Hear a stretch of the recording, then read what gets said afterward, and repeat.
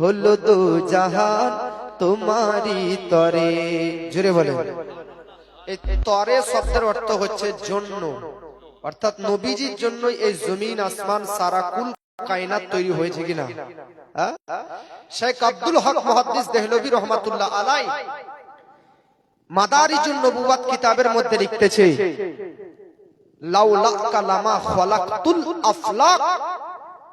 মেরাজের রাত্রিতে যখন আপনার আমার নবীজি সাল্লাল্লাহু আলাইহি ওয়া আলিহি ওয়াসাল্লাম আল্লাহর দরবারে সাত আসমান অতিক্রম করে আল্লাহর দরবারে উপস্থিত হন, তখন আল্লাহ আমার নবীকে সম্মুখে রেখে বলতেছে, লাউ লাকা লামা খালাকতুল আফলাক, এ মুস্তাফা আপনাকে না তৈরি করা হলে ইয়া আসমান, ইয়া জমিন, ইয়া আরশ, ইয়া কুরসি, ইয়া লৌহ, ইয়া কলম, ইয়া কিছুই আমি আল্লাহ পাক সৃষ্টি করতাম না। উর্দু কবিও সুন্দর করে বলতেছে, वो जो ना थे तो कुछ ना था, वो जो ना हो तो कुछ ना हो, जान है वो जहां की, जान है तो जहान है। এই যে হাদিসে কুদসি, লাউলা কালামা খালাকতুল আফলাক, নবী আপনাকে তৈরি না করা হলে কিছুই তৈরি করা হতো না, এই কথাটা বলেছে কে? আল্লাহ বলেছে। কোন জায়গাতে বলেছে? মেরাজের রাত্রিতে সাত আসমানের উপরে। টাইম কোন টাইম? ওই মেরাজের টাইম। সাত আসমানের উপরে, লামাকার উপরে আল্লাহ আমার নবীকে বলতেছে। এখন প্রশ্ন হতেছে, নবীজি জমিনের মধ্যে 63 বছর থাকলেন, নবীজি জমিনের মধ্যে 63 বছর জীবন যাপন করলেন, কিন্তু আল্লাহ জমিনে নবীর থাকতে আল্লাহ বললেন না, এ হাবিব আপনাকে তৈরি না করা হলে ये জমিন তৈরি করা হতো না, আসমান তৈরি করা হতো না, আরশ তৈরি করা হতো না, কুরসি তৈরি করা হতো না, লৌহ কলম তৈরি করা হতো না। ব্যাপারটা কি?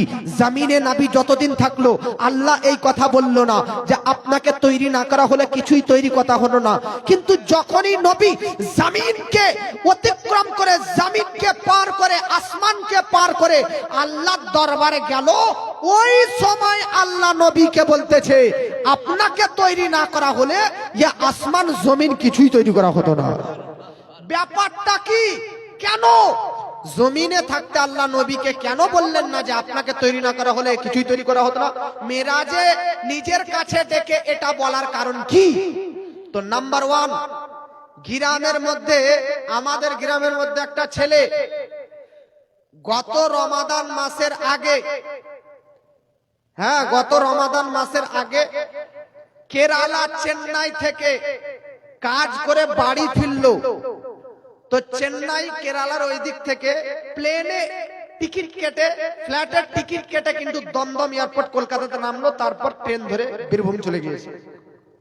ঠিক আছে ভাই, টাইম স্বল্প, ট্রেনের যা ভিড়, রমাদান মাসের টাইম, রোজার টাইম, ঈদের টাইম, তাই ওই ব্যক্তি এত ভিড় ভ্রান্তে চক্রান্তে না পড়ে ট্রেনের প্লেনের টিকিট কেটে চলে এসেছে। রাজমিস্ত্রি, আর রাজমিস্ত্রি তো ব্যক্তি ট্রেনের টিকিট না কেটে প্লেনের টিকিট কেটে এসেছে, বাড়ি এসেছে রমজান মাসের আগের দিন, ঈদ পর্যন্ত প্রত্যেক দিন ছবি ছাড়ছে, প্লেনে ছবি তোলা। দেখবেন কেউ কেউ প্লেনে ছবি চাপে যদি, তো প্লেনের দরজার সামনে একটা ছবি, প্লেনে উঠে একটা ছবি, প্লেনকে সামনে রেখে একটা ছবি, একটা ছবি তোলে কি তোলে না? ফটো তোলে কি তোলে না? তো ভাই তুই তো রমজান মাসের আগে চলে এসেছি, কিন্তু তোর ফেসবুক, ইনস্টা, হোয়াটসঅ্যাপ স্ট্যাটাসে দেখছি প্রত্যেক দিনই তুই প্লেনে চাপা ছবি ছাড়ছি। ব্যাপারটা কি রে? তো বলতেছে, জীবনে কখনো আমি প্লেনে চাপিনি, এটা আমার সৌভাগ্যের বিষয় যে আমি প্লেনে একবার চাপার সুযোগ পেয়েছি। বলুন, প্লেনে ওই রাজমিস্ত্রি চেপেছে, তার রাজমিস্ত্রির সৌভাগ্যের বিষয় যে সে প্লেনে চেপেছে, না প্লেনের সৌভাগ্যের বিষয় যে আমার কাছে রাজমিস্ত্রি এসেছে? প্লেনের তো সৌভাগ্যের বিষয় হবে না, হবে সৌভাগ্যের বিষয় কার কাছে? রাজমিস্ত্রির কাছে, ওই ব্যক্তির কাছে, প্যাসেঞ্জারের কাছে এটা সৌভাগ্যের বিষয়, গৌরবের বিষয় হবে যে আমি এত আসমানের উপরে, প্লেনের উপরে সফর করতেছি, তাই তার নিজের গৌরব হতে পারে। জগৎবাসী আপনাকে বলতে চাই, বেরাদারনে মিল্লাত ইসলামিয়া, তো আমরা গ্রামবাসী প্রত্যেকদিন তার ছবি, প্লেনে চাপা ছবি দেখতাম আর বলতাম, আহ বাহ, খুব সুন্দর কথা, তুই প্লেনে চেপতে পেরেছিস। আমি মাওলানা ইসমাইল এখনো একবারও প্লেনে চাপার সুযোগ পাইনি। আমি মাওলানা ইসমাইল একবারও এখনো এরোপ্লেনে চাপার সুযোগ পাইনি। আমি মাওলানা ইসমাইল এখনো একবার জাহাজে চাপিনি। কিন্তু তুই রাজমিস্ত্রি হয়ে প্লেনে চেপে গেছি, তুই রাজমিস্ত্রি হয়ে প্লেনে চেপে গেছি, তুই রাজমিস্ত্রি হয়ে ফ্লাইটে চেপেছি, তুই রাজমিস্ত্রি হয়ে আজকে জাহাজে সফর করেছি। জগৎবাসী যে যেই স্থানের নয়, একজন জর্জ যদি প্লেনে চাপতো তো এই প্রশ্ন আসতো না, তুই প্লেনে চেপেছিস। একজন উকিল যদি প্লেনে চাপতো তো এই প্রশ্ন হতো না। সাধারণ একটা ব্যক্তি সে প্লেনে চাপার যোগ্য নয়, প্লেনে চেপেছে, তাই এই কথা উঠতেছে। তোর কত সৌভাগ্যের বিষয় রে, তোর কত গৌরবের বিষয় রে যে তুই প্লেনে চেপেছিস। জগৎবাসী পৃথিবীর মধ্যেতে আপনাকে এটাই উদ্দেশ্য বুঝানোর, আমার নবীজি প্রথম দ্বিতীয়, তৃতীয়, চতুর্থ, পঞ্চম, ষষ্ঠম, সপ্তম আসমানকে ভেদ করে, লৌহ কালাম অতিক্রম করে, আরশ কুরসি পার করে, লামাকা পার করেছে। পৃথিবীর মধ্যে আদম নবী থেকে আজ পর্যন্ত কেউ লামাকা পার করতে পারেনি, কেউ লামাকা অতিক্রম করতে পারেনি, কেউ লামাকা পার করতে পারেনি। ও জিবরিল ফেরেশতা যে আজকে ব্রাদারনে মিল্লাত ইসলামিয়া যার ডানা হচ্ছে, যার নূরের ডানা হচ্ছে 500টির অধিক, সে জিবরিল আমিনও পর্যন্ত লামাকা পার করতে পারেনি। যে ও জিবরিল আমিন যে ফেরেশতাদের প্রিন্সিপাল, যে ফেরেশতাদের প্রধান শিক্ষক, যে ফেরেশতাদের হেড শিক্ষক, সে ফেরেশতা পর্যন্ত লামাকা পার করতে পারেনি। পৃথিবীর কেউ লামাকা পার করতে পারেনি। কিন্তু আমার নবী হয়ে, আব্দুল্লাহ লাল হয়ে, মা আমিনার কলেজার টুকরা হয়ে, হাসান হুসাইনের নানা হয়ে, গৌস পাকের বাবা হয়ে, আজকে মা ফাতেমার বাবা হয়ে লামাকা যখন পার করে দিয়েছে মেরাজের রাত্রিতে, তব দুনিয়াবাসী তো প্রশ্ন করতে পারে, দুনিয়াবাসী এটা বলে দিতে পারে, নবী তোমার কত সৌভাগ্যের বিষয়, তোমার তো কত গৌরবের বিষয়, তোমার কত সৌভাগ্যের বিষয় যে তুমি লামাকা পার করেছো, লামাকা অতিক্রম করেছো। কেউ লামাকা পার করেনি, তুমি লামাকা অতিক্রম করেছো, মানে তো এটা তোমার গর্ব হওয়া উচিত। নবী তোমার গর্ব হওয়া উচিত, তোমার আজকে সৌভাগ্যের বিষয়, তুমি লামাকা পার করেছো। এটা যেন জগৎবাসী না বলতে পারে, এই কথা যেন বান্দা বান্দিরা না বলতে পারে, তার জন্য আল্লাহ পাক নবীকে বলতেছে, আমি আপনাকে না তৈরি করলে এ লামাকা, এ আরশ কুরসি, লৌহ কালাম তৈরি করতাম না। এই কথা এই জন্য বললাম, তাতে যারা এ কথা বলবে যে নবী লামাকা গিয়েছে, নবীর ভাগ্যের বিষয়, নবী জান্নাতে গিয়েছে, নবীর ভাগ্যের বিষয়, নবী আরশে মুআল্লা গিয়েছে, নবীর ভাগ্যের বিষয়, নবী লৌহ কালাম গিয়েছে, নবীর ভাগ্যের বিষয়, না না, এটা যেন কেউ না বলতে পারে, তার জন্য আপনাকে বলতেছি, আপনাকে তৈরি না করা হলে এ কিছুই তৈরি করতাম না।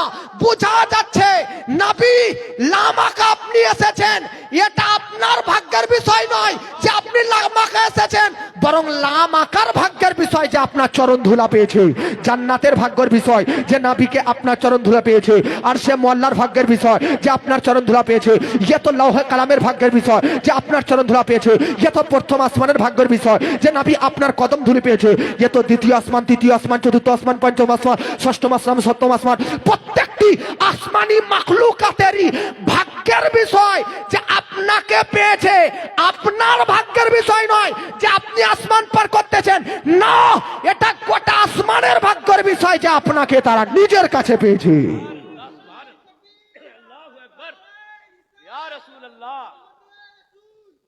জিন্দাবাদ। ইয়ে হচ্ছে আমার নবীজি, জিনার জন্য আসমান, জমিন, চন্দ্র, সূর্য, লৌহ কালাম, ইয়ে সব কিছু তৈরি হয়েছে। কথা ঠিক না ভুল? মোহাব্বতে বলুন সুবহানাল্লাহ। আরে জমিনো আসমান, জমিনো আসমান তোমারি তরে, হলো দো জাহান তোমারি তরে। আচ্ছা, মাইক একরকমই থাক, গজল বলার সময় আলাদা করতে হবে না, আমরা তো আর শায়ের লয় যে আমাদেরকে বিভিন্ন কোয়ালিটির লাগবে। একটাই রেখে দেন, ওটাই ওয়াজ হবে, ওটাতেই গজল হবে নাকি? একবার আপনারা মোহাব্বতে বলুন সুবহানাল্লাহ। আমি তো খুব অবাক যাচ্ছি, এত তাড়াতাড়ি মজলিস ভরে না। কিন্তু এটা তো হাজি কামরুদ্দিন সাহেবের ব্রাদারের মিল্লাতি ইসলামিয়ার যৌবনের তাসির, তেনার যৌবনের দাম যে তিনি বলা মাত্র এমন ভাবে বলেছেন কথা গুছিয়ে যে মানুষ রাগও করেনি, নবীজির প্রেমে ভক্তি করে আজকে মজলিসে এসে বসে গিয়েছি। কোনো মজলিসে এত তাড়াতাড়ি ভর্তি হয় না, কিন্তু এখানকার বিষয়টা আলাদা। তো যাই হোক, আপনাদেরকে ধন্যবাদ জানাই, আর বিশেষ করে হাজি সভাপতি কামরুদ্দিন সাহেবকে অন্তরের স্তর হইতে তিনাকে শুকরিয়া জ্ঞাপন করতেছি। মোহাব্বত বলুন সুবহানাল্লাহ। জমিন ও আসমান তোমারি তরে, হলো দো জাহান তোমারি তরে, দেহের মধ্যে জান তোমারি তরে, ও নবী মহান তোমারি তরে। মুখেতে কথা দিলেতে ব্যথা, মুখেতে কথা দিলেতে ব্যথা, পা থেকে মাথা আরো তথা, এসেছি হেথা যাইব সেথা, এসেছি হেথা যাইব সেথা, ও আদমের পিতা তোমারি তরে। জমিন ও আসমান তোমারি তরে, হলো দো জাহান তোমারি তরে। চাইছি দুয়া বইছে হাওয়া, চাইছি দুয়া বইছে হাওয়া, সাফা মারওয়া আসা ও যাওয়া, আরে জান্নাত পাওয়া আরো মেওয়া, জান্নাত পাওয়া আরো মেওয়া, এসবই হওয়া তোমারি তরে। জমিন ও আসমান তোমারি তরে, হলো দো জাহান তোমারি তরে। জোরে বলেন। চাঁদেরই জ্যোতি, চাঁদেরই জ্যোতি হয় না ক্ষতি, চাঁদেরই জ্যোতি হয় না ক্ষতি, আলোর গতি মনোরম অতি, আরে সূর্যে দীপ্তি কতই না তৃপ্তি, সূর্যের দীপ্তি কতই না তৃপ্তি, এমতি গতি তোমারি তরে। জমিন ও আসমান তোমারি তরে, হলো দো জাহান তোমারি তরে। জোরে বলেন। আকাশের তারা জ্বলছে সারা, আকাশের তারা জ্বলছে সারা, তোমার ইশারা চাঁদ পারা পারা, আকাশের তারা জ্বলছে সারা, তোমার ইশারা চাঁদ পারা পারা, গারে হীরা কুরানের পারা, আরে গারে হীরা কুরানের পারা, প্রতিটি সূরা তোমারি তরে। জমিন ও আসমান তোমারি তরে, হলো দো জাহান তোমারি তরে। আরশের মিরাজ তুমি জানি রাজ, আরশের মিরাজ, ওই যে বলতেছিলাম না, এটা নবীর, নবী আরশে গিয়েছেন। নবীর মেরাজ আরশে যাওয়া নয়, নবীর মেরাজ জান্নাত যাওয়া নয়, নবীর মেরাজ লামাকা যাওয়া নয়, নবীর মেরাজ সাত আসমান পার করা নয়। মেরাজ কতটুকু নবীর? আরে নবীজির মেরাজ তো জাস্ট অনলি শুধুমাত্র আল্লাহর সঙ্গে সাক্ষাৎ করা। বাকি জান্নাত, লৌহ কালাম, আরশ, কুরসি, লৌহ কালাম, আসমানে যাওয়া, এটা আসমানবাসীর মেরাজ নবীর কাছে। এটা নবীর মেরাজ নয়, এটা আসমানের মেরাজ যে তারা নবীকে পেয়েছে। আরশের মেরাজ যে এটা নবীকে পেয়েছে। নবীর মেরাজ শুধু আল্লাহর সঙ্গে, আর গোটা আসমানে মাখলুকাতের মেরাজ হচ্ছে আমার নবীকে পেয়ে। জোরে বলে আরশের মেরাজ তুমি জানি রাজ, আরশের মেরাজ তুমি জানি রাজ, শাফাআতের তাজ সবই তোমার কাজ। আরে রেখে নিও লাজ এ বান্দা নওয়াজ, রেখে নিও লাজ এ বান্দা নওয়াজ, মুমিনের আওয়াজ তোমারি তরে, জমিনো আসমান তোমারি তরে, হলো দো জাহান তোমারি তরে, জমিনো আসমান তোমারি তরে, হলো দো জাহান তোমারি তরে।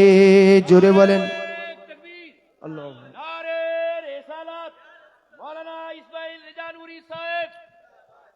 মাশাআল্লাহ।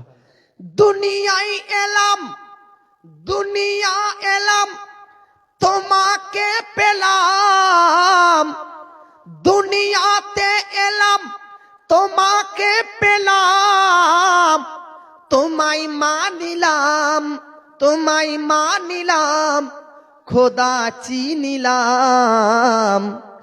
দুনিয়ায় এলাম, তোমাকে পেলাম, তোমায় মানিলাম, খোদা চিনিলাম। পড়িয়া সালাম হয়েছি গোলাম,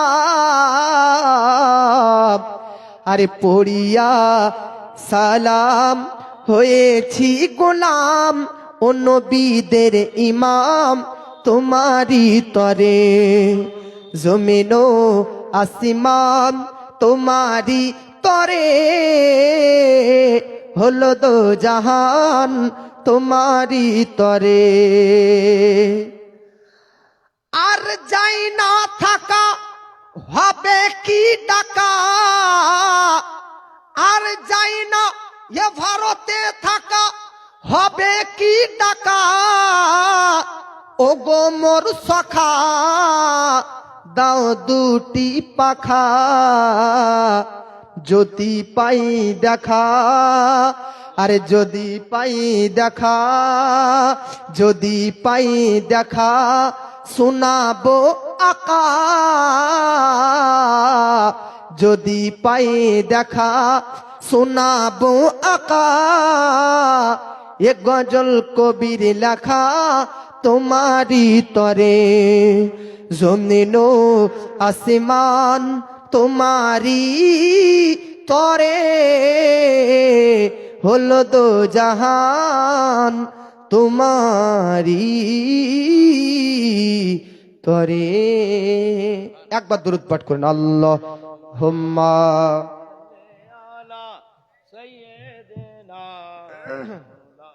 মুহাম্মাদ ওয়া আলা আলি সাইয়্যিদিনা মাওলানা মুহাম্মদ সাল্লাল্লাহু আলাইহি ওয়া আলিহি ওয়াসাল্লাম। ব্রাদার, কোরআন থেকে একটা আয়াতে কারিমা তেলাওয়াত করেছি। আজকের এই জালসা 2 রাত্রি ব্যাপী নাকি? 1 রাত্রি অলরেডি হয়ে গেছে গজল, মানকাবাত, নাত, হামদে বারি তাআলা নিয়ে, আর আজকে হচ্ছে শেষ রজনী, শেষ রাত। আজকের এই রাত্রের বিশেষ আকর্ষণ হযরত মৌলানা কারি সৈয়দ সামিরুল ইসলাম চিশতি, হুগলি বা সোবাটি দরবার শরীফ থেকে আগত। তিনি আমার পরপরেই আসবেন নাকি? আর আমি অধম গুনাহগার পাপী আপনাদের সম্মুখে কিছু আলোচনা রাখার জন্য উপস্থিত অলরেডি হয়ে গেছি। এখনো পর্যন্ত যিনারা উক্ত সভায় উপস্থিত হতে পারেননি বা আসতে পারেননি, রিকোয়েস্ট করব, আবেদন করব যে আপনারা অতি শীঘ্রই আসুন এবং অশেষ সওয়াবের অধিকারী হন। আজকের এই জালসা খুব সুন্দর সুসজ্জিত হয়েছে, কমিটিদের বড়ই পরিশ্রম রয়েছে। আপনাদের অনেক অবদান রয়েছে, যার ফলে আজকের এই জালসা এতদূর পর্যন্ত সফল হয়েছে, আলহামদুলিল্লাহ। তো বেশি এদিক ওদিক কথাবার্তা না বলে, টাইম অত্যন্ত সংকীর্ণ, আর এটা কোনো গ্রামের ভিতরে জালসা নয়, এটা মোড়ের মধ্যে জালসা, মূলত বাজারের মধ্যে জালসা। তাই বেশি রাত করা উচিত নয়, বেশি রাত করা উচিত নয়। এখানে শুধু যে মুসলমানরাই আছে এমনটা নয়, হতে পারে অন্য অন্য ধর্মাবলম্বীরাও আছে। মুসলমানদের, ইসলাম ধর্মাবলম্বীদের এটা মূল শিক্ষা যে আমরা অন্য ধর্মকেও সম্মান দেব, নাকি? এটা মুসলমানদের দায়িত্ব, কর্তব্য। অন্য মুসলমানদের সুরক্ষার ব্যবস্থা করে দেব, নিরাপত্তার ব্যবস্থা করে দেব, তাদেরকে কোনোদিন ডিস্টার্ব করব না, তাদের কোনোদিন অত্যাচার করব না। বর্তমান যুগে বেরাদান মিল্লাতে ইসলামিয়া এটাই আমাদেরকে করা উচিত। তাই এখানে বাজারে কত মাস্টার, ডক্টর, ইঞ্জিনিয়ার, প্রফেসর থাকবে, যাদের কালকে সকাল বেলাতে ডিউটিতে জয়েন করতে হবে। আজকের রাত্রের ঘুমে এই মাইকের আওয়াজে ডিস্টার্ব হতেই পারে, তার জন্য বেরাদান মিল্লাতে ইসলামিয়া আমাদেরকে জালসা তাড়াতাড়ি শেষ করা উচিত। 8টায় উঠা উচিত ছিল আমার, সেখানে 9টা, 9:30, 10টা হতো, 10টায় বক্তা উঠতে 11টা 12টা হতে হতে শেষ হতো। তো যাক, আগামীতে বাজারে মার্কেটে জালসা করলে একটু তাড়াতাড়ি জালসা করার চেষ্টা করবেন। তাড়াতাড়ি মার্কেটে ঘোরাফেরা লোক চলে আসবে, যারা আসার তারা আসবে। অনেক মার্কেটার আছে যারা কাল সকালে তাদেরকে দোকান খুলতে হবে 6টার সময়, 6:30টার সময়, তারাও বেরাদার এই রাত্রে ঘুমাবে এই জালসার মাইকের সাউন্ডে, যেন তাদের ডিস্টার্ব না হয়। আমাদেরকে উচিত তাদেরকে নিরাপত্তা দেওয়া, তাদেরকে শান্তি দেওয়ার। অতএব বেরাদার আমাদের এই জালসা বাস কিছু শিক্ষা অর্জন করার এবং তার প্রতি আমল করার, আর বেরাদান মিল্লাতে ইসলামিয়া আল্লাহ রসুলকে দিল অন্তর থেকে মহব্বত করা, এটাই হচ্ছে আমাদের উদ্দেশ্য ব্রাদার। তাই আমি একটা কোরআন থেকে আয়াতে কারিমা তেলাওয়াত করেছি। মহান আল্লাহ রাব্বুল আলামিনের মহাগ্রন্থ কোরআনুল মাজিদের মধ্যে একটা ঘোষণা দিয়েছে। আল্লাহ পাক বলতেছে, ইয়া আইয়ুহাল্লাযীনা আমানু, অর্থাৎ হে বিশ্বাসী বান্দাগণ। সুবহানাল্লাহ বলেন ব্রাদার। আল্লাহ পাক বলতেছে, ইয়া আইয়ুহাল্লাযীনা আমানু, হে বিশ্বাসী বান্দাগণ। আমরা এই আয়াত থেকে একটা শিক্ষা নিব। কি শিক্ষা? কোন ব্যক্তির মধ্যে যদি কোনো খুঁত থাকে, তো সেই খুঁতকে কেন্দ্র করে তাকে আমরা সম্বোধন করতে পারি না, এতে তার মনে কষ্ট হয়, দুঃখ হয়। একজন ব্যক্তির মধ্যে খুঁত যে সে অন্ধ, তাকে কানা বলে ডাকলে তার কষ্ট হতে পারে। একজন ব্যক্তি চলতে পারে না, তার মধ্যে এটা খুঁত, তবে তাকে খুড়া বললে তার কষ্ট হতে পারে, ল্যাংড়া বললে তার কষ্ট হতে পারে। একজন বলতে পারে না, তাকে বোবা বললে কষ্ট হতে পারে। একজন শুনতে পায় না, তার এটা খুঁত, তাকে বধির বললে, কালা বললে এটা কষ্ট পাবে। এই জন্য এমন আমাদেরকে শব্দ বলা অনুচিত, উচিত নয়, যেই শব্দ দ্বারা মানুষ কোনো আঘাত পায়, কষ্ট পায়, দুঃখ পায়। আরে ইসলাম ধর্মের প্রথম শিক্ষা হচ্ছে যে মানব জাতি, শুনো, ইসলামের প্রথম শিক্ষা এটাই যে মুসলমান কারা? তো মুসলমান হচ্ছে তারা যাদের হাত আর মুখ দিয়ে অন্য মুসলমানরা নিরাপত্তায় থাকে, যাদের হাত আর মুখ দ্বারা অন্য মুসলমান সুরক্ষিত থাকে। আপনি একজনকে কানা বলছেন, সে আঘাত পাচ্ছে, তো সে আপনার কাছ থেকে দুঃখ পেল, খুশি কোথায় পেল? বেরাদা শান্তি কিভাবে পেল? তো আপনি কিসের মুসলমান? যার এক মুসলমানকে কষ্ট দিলেন, দুঃখ দিলেন, বেদনা দিলেন। আপনি আজকে রাগ উঠলো, থাপ্পড় মারলেন, কেন মারবেন? আব্বাজি আপনাদেরকে বলতে চাই, এই জন্য জগৎবাসী, একটা মুসলমান একটা মুসলমান হলে হওয়া শুধু কুরবানিতে গরু জবাই করার নাম মুসলমান নয়, বরং মুসলমান হতে গেলে বহু কিছু বেরাদান মিল্লাতে ইসলামিয়া আজকে ফলো করা উচিত। বহু কিছু কে আজকে বেরাদান মিল্লাতে ইসলামিয়া মান্যতা দেওয়া উচিত। তার মধ্যে এটা একটা যে আমরা মুসলমান, আমাদের হাত দ্বারাতে আর মুখ দ্বারাতে যেন অন্য আর একটা মুসলমান বেরাদান নিরাপত্তায় থাকে। বলুন ইনশাআল্লাহ। আরে আপনি আমি কে যে একজন বেনামাজিকে বেনামাজি বলবো? আপনি আমি কে যে একজন বেরোজগারকে বেরোজগার বলবো?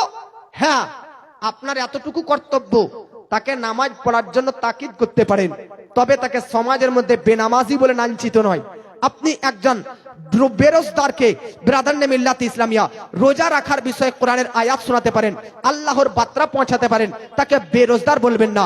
একজন বেরাদান মিল্লাতে ইসলামিয়া আনহাজিকারী, যে হজ করতে যায়নি, সম্পদশালী ধনী ব্যক্তি, তাকে হজ করার জন্য উপদেশ দিতে পারেন, তা বলে সে হজ করেনি বলে তাকে অপমানিত অপদস্থ করা যাবে না।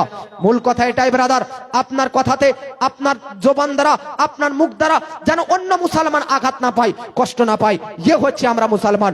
বাবাজি, আপনি আমিকে অন্যকে কিভাবে খারাপ কথা বলতে পারি? আরে আল্লাহ, আমরা বান্দারা কত মূর্তি পূজায় লিপ্ত, আমরা বান্দা মদ্যপান করাতে ব্যস্ত, জুয়ার আড্ডাতে ব্যস্ত, আমরা মুসলমান হয়ে আজকে জেনায় ব্যস্ত, মিথ্যাচারে ব্যস্ত, পাপাচারে ব্যস্ত।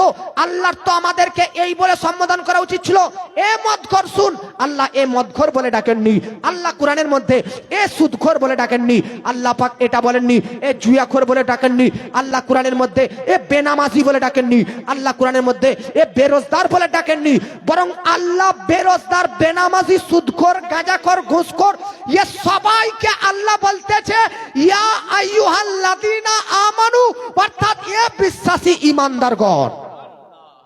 তাহলে কথা দেখেছেন, একটু গৌর করেছেন, চিন্তা ভাবনা করেছেন?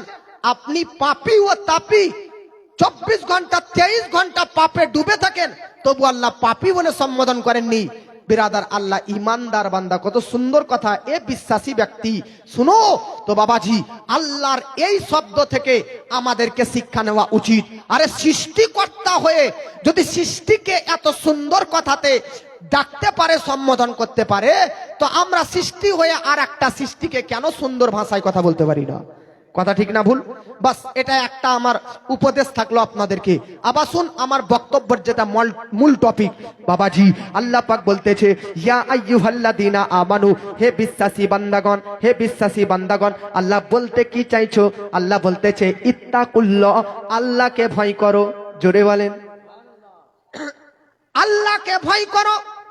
আর মানে বেরাদান মিল্লাত ইসলামিয়া, এই যে ব্যবসা বাণিজ্য তুমি করতেছো, আজকে এই যে মাল বিক্রয় করতেছো, মাল ক্রয় করতেছো, মিথ্যা কথা বলতেছো, আল্লাহকে ভয় করো। আল্লাহ তোমার মিথ্যা বলা শুনতে পাচ্ছে। কথা ঠিক না ভুল বেরাদার? এ বাবাজি, আপনি যে বেরাদার অমুকের পরনিন্দা করতেছেন, পরচর্চা করতেছেন, গীবত করতেছেন, বাবাজি আপনাদেরকে বলতে চাই, আল্লাহ পাক বলতেছে এ আল ইত্তাকুল্লাহ, এ ইমানদার বিশ্বাসী বান্দাগণ, তোমরা গীবত থেকে দূরে সরো। কারণ তোমরা যে গীবত করো বাবাজি, এ গীবত কিন্তু আল্লাহ পাক শ্রবণ করতেছে।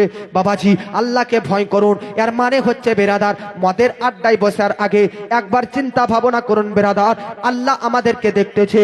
একবার জুয়ার আড্ডাতে বসার আগে একবার চিন্তা ভাবনা করুন যে আল্লাহ আমাদেরকে দেখতেছেন। একবার বেরাদার জেনার আড্ডায় যাবার আগে চিন্তা ভাবনা করুন যে আল্লাহ আমাদেরকে দেখতেছে।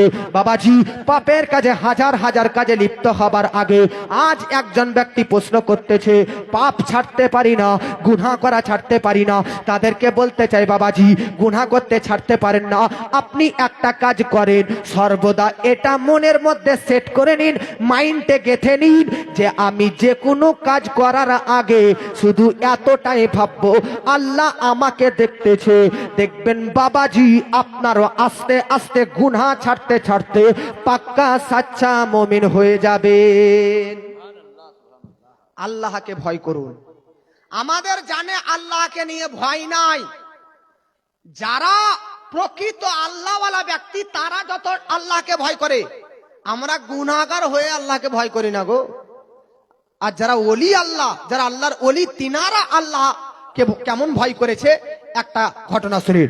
বাবাজি, পৃথিবীর মধ্যে বেরাদার মক্কা শরীফের মধ্যে আপনারা জানেন বেরাদার কাবা শরীফ অবস্থিত রয়েছে। এই কাবা হচ্ছে আমাদের কিবলা। একজন ব্যক্তিকে জিজ্ঞাসা করলাম, বলতো আমাদের নামাজের কিবলা কোনটা, আমাদের কিবলা কোনটা? তো বলতেছে পশ্চিম দিক হচ্ছে আমাদের কিবলা। না না বাবাজি, আমাদের কিবলা পশ্চিম দিক নয়, বরং আমাদের কিবলা কাবা। কাবা শরীফটা পশ্চিম দিকে ভারত থেকে অবস্থিত। কোন দেশ থেকে কাবা শরীফ বেরাদার মিল্লাত ইসলামিয়া দক্ষিণ অবস্থিত হতেই পারে। বাবাজি, আপনাদেরকে বলতে চাই, এই যে কাবা শরীফ কোথায় রয়েছে? মক্কা নগরে উপস্থিত, মক্কা নগর রয়েছে।